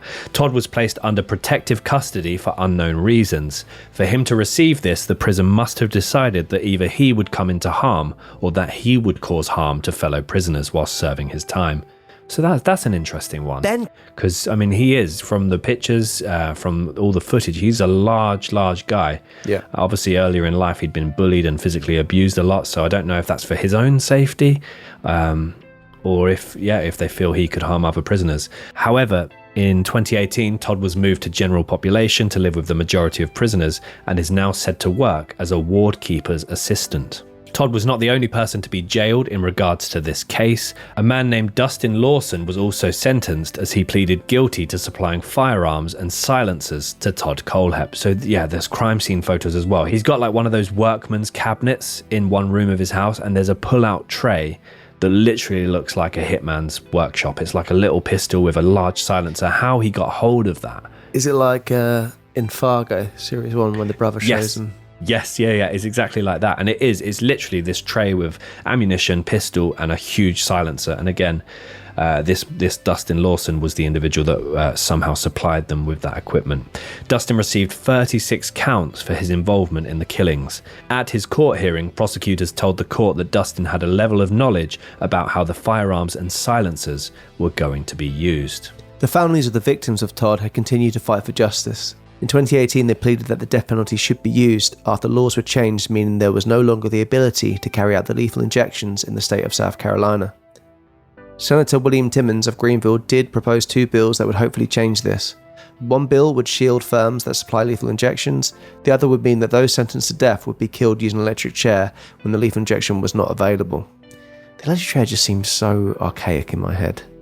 I was under the impression it had completely gone. I've got a little electric chair update for you. Ben Carter's... As of this year, the only places that still reserve the electric chair as an option for execution are the US states of Alabama, Florida, South Carolina, which is this week's case, Kentucky and Tennessee, as well as Arkansas, Mississippi and Oklahoma laws basically state that it can only be used should the lethal injection ever be held to be unconstitutional. So basically it's there just in case. If needed, it's sort of Sparky's sat in the background. In 2021, a bill was passed by the South Carolina House of Representatives that meant the firing squad could be used as an alternative if the lethal injection was not in use. South Carolina Governor Henry McMaster said, "We are one step closer to providing victims' families and loved ones with the justice and closure they are owed by law. I will sign this legislation as soon as it gets to my desk." Henry McMaster did sign this bill. Yeah, firing squad. I mean... I'm thinking electric chair or a bullet in the head. I think a bullet in the head, probably. Definitely. I mean, it's a morbid thing to say. Definitely, yeah.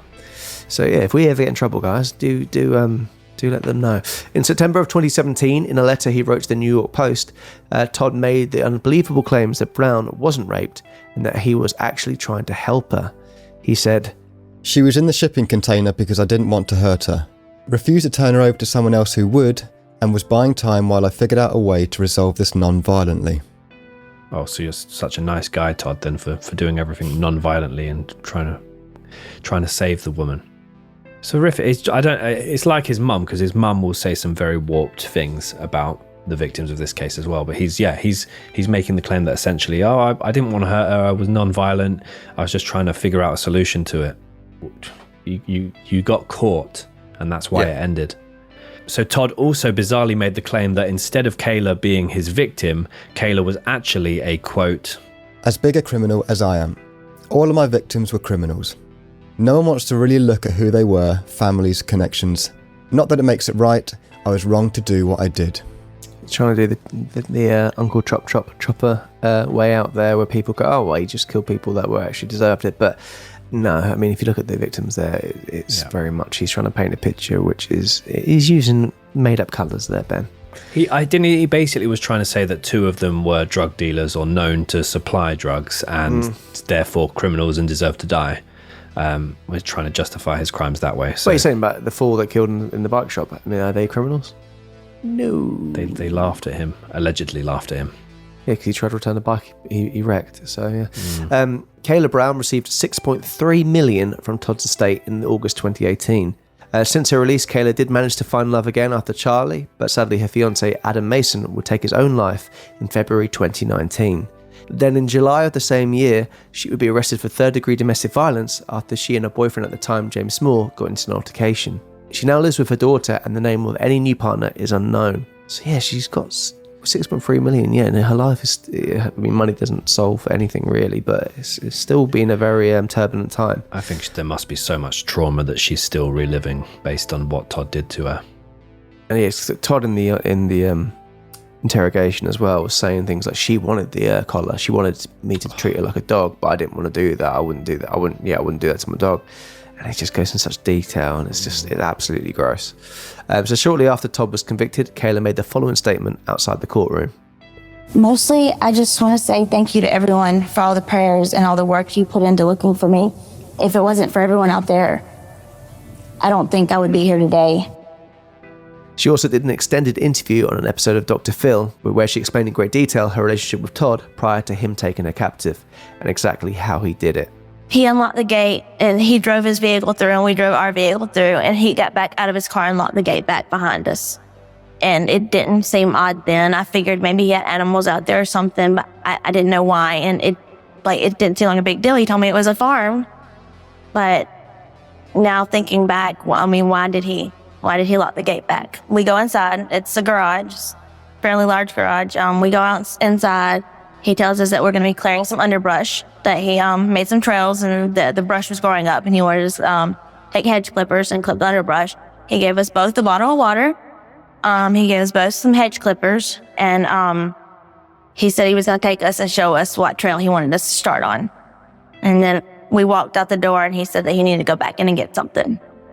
Todd's mother, Regina Tague, passed away in 2017, but she managed to cause some controversy when victim blaming in various television appearances.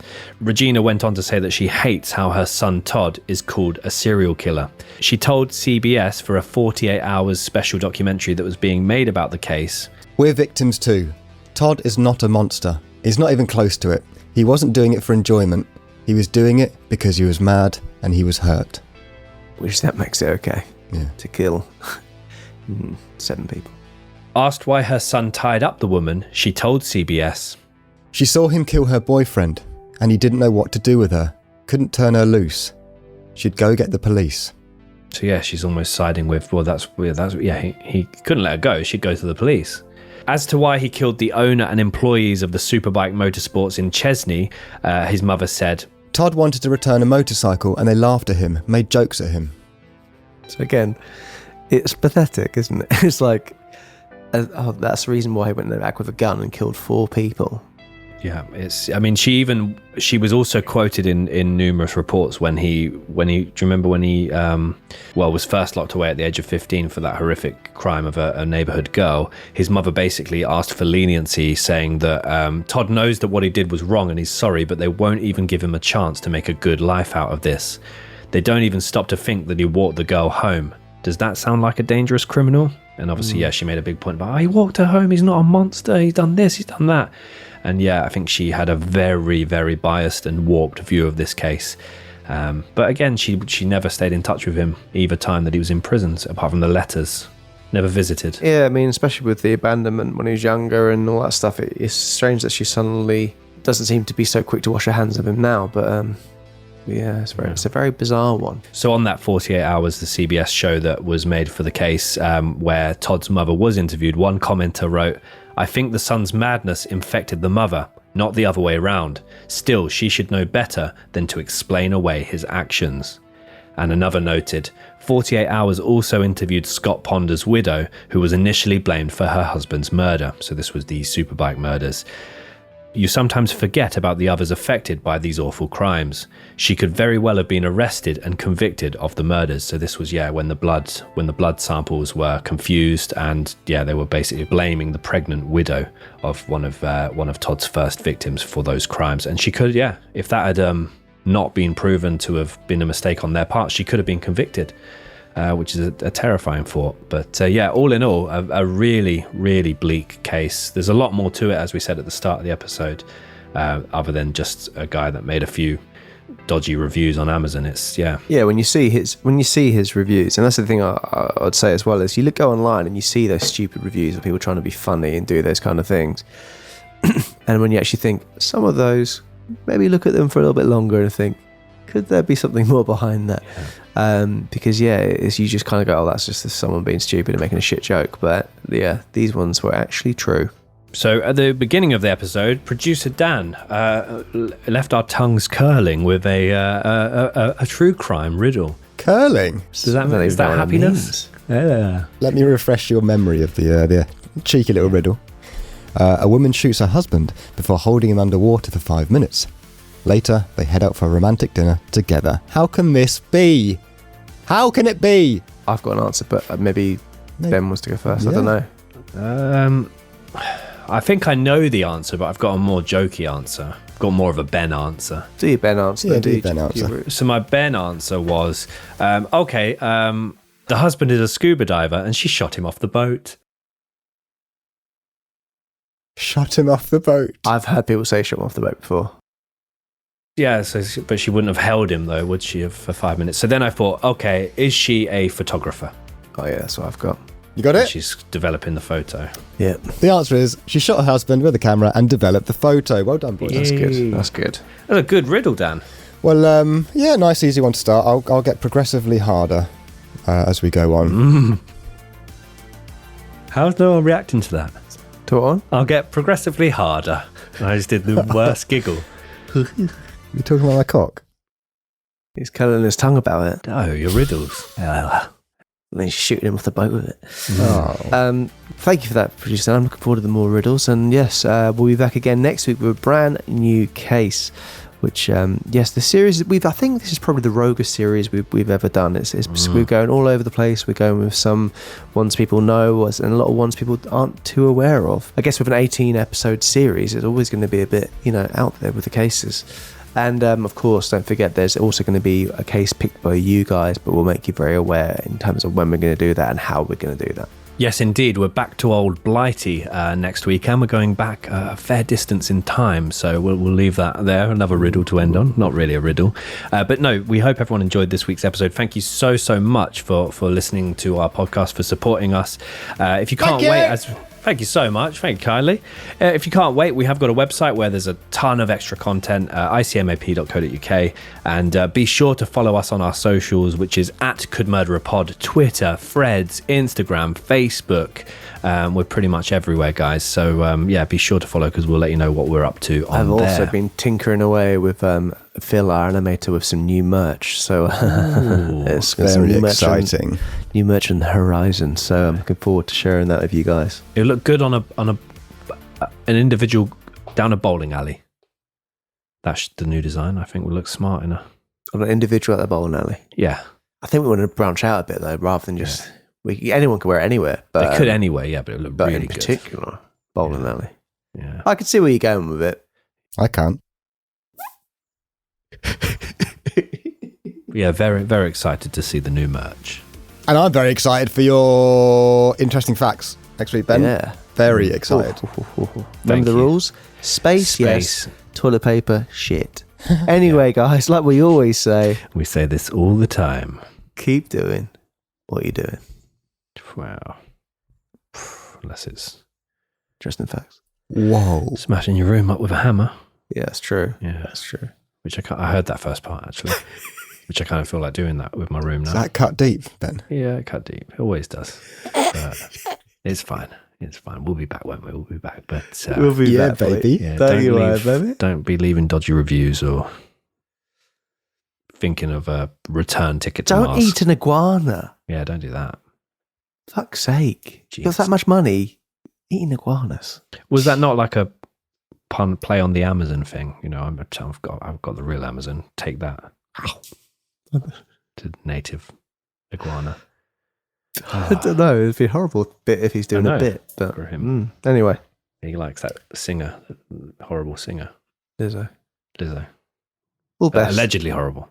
No, you said it. You said no. No, allegedly. See you later. Take care. All the best. 2 Pip.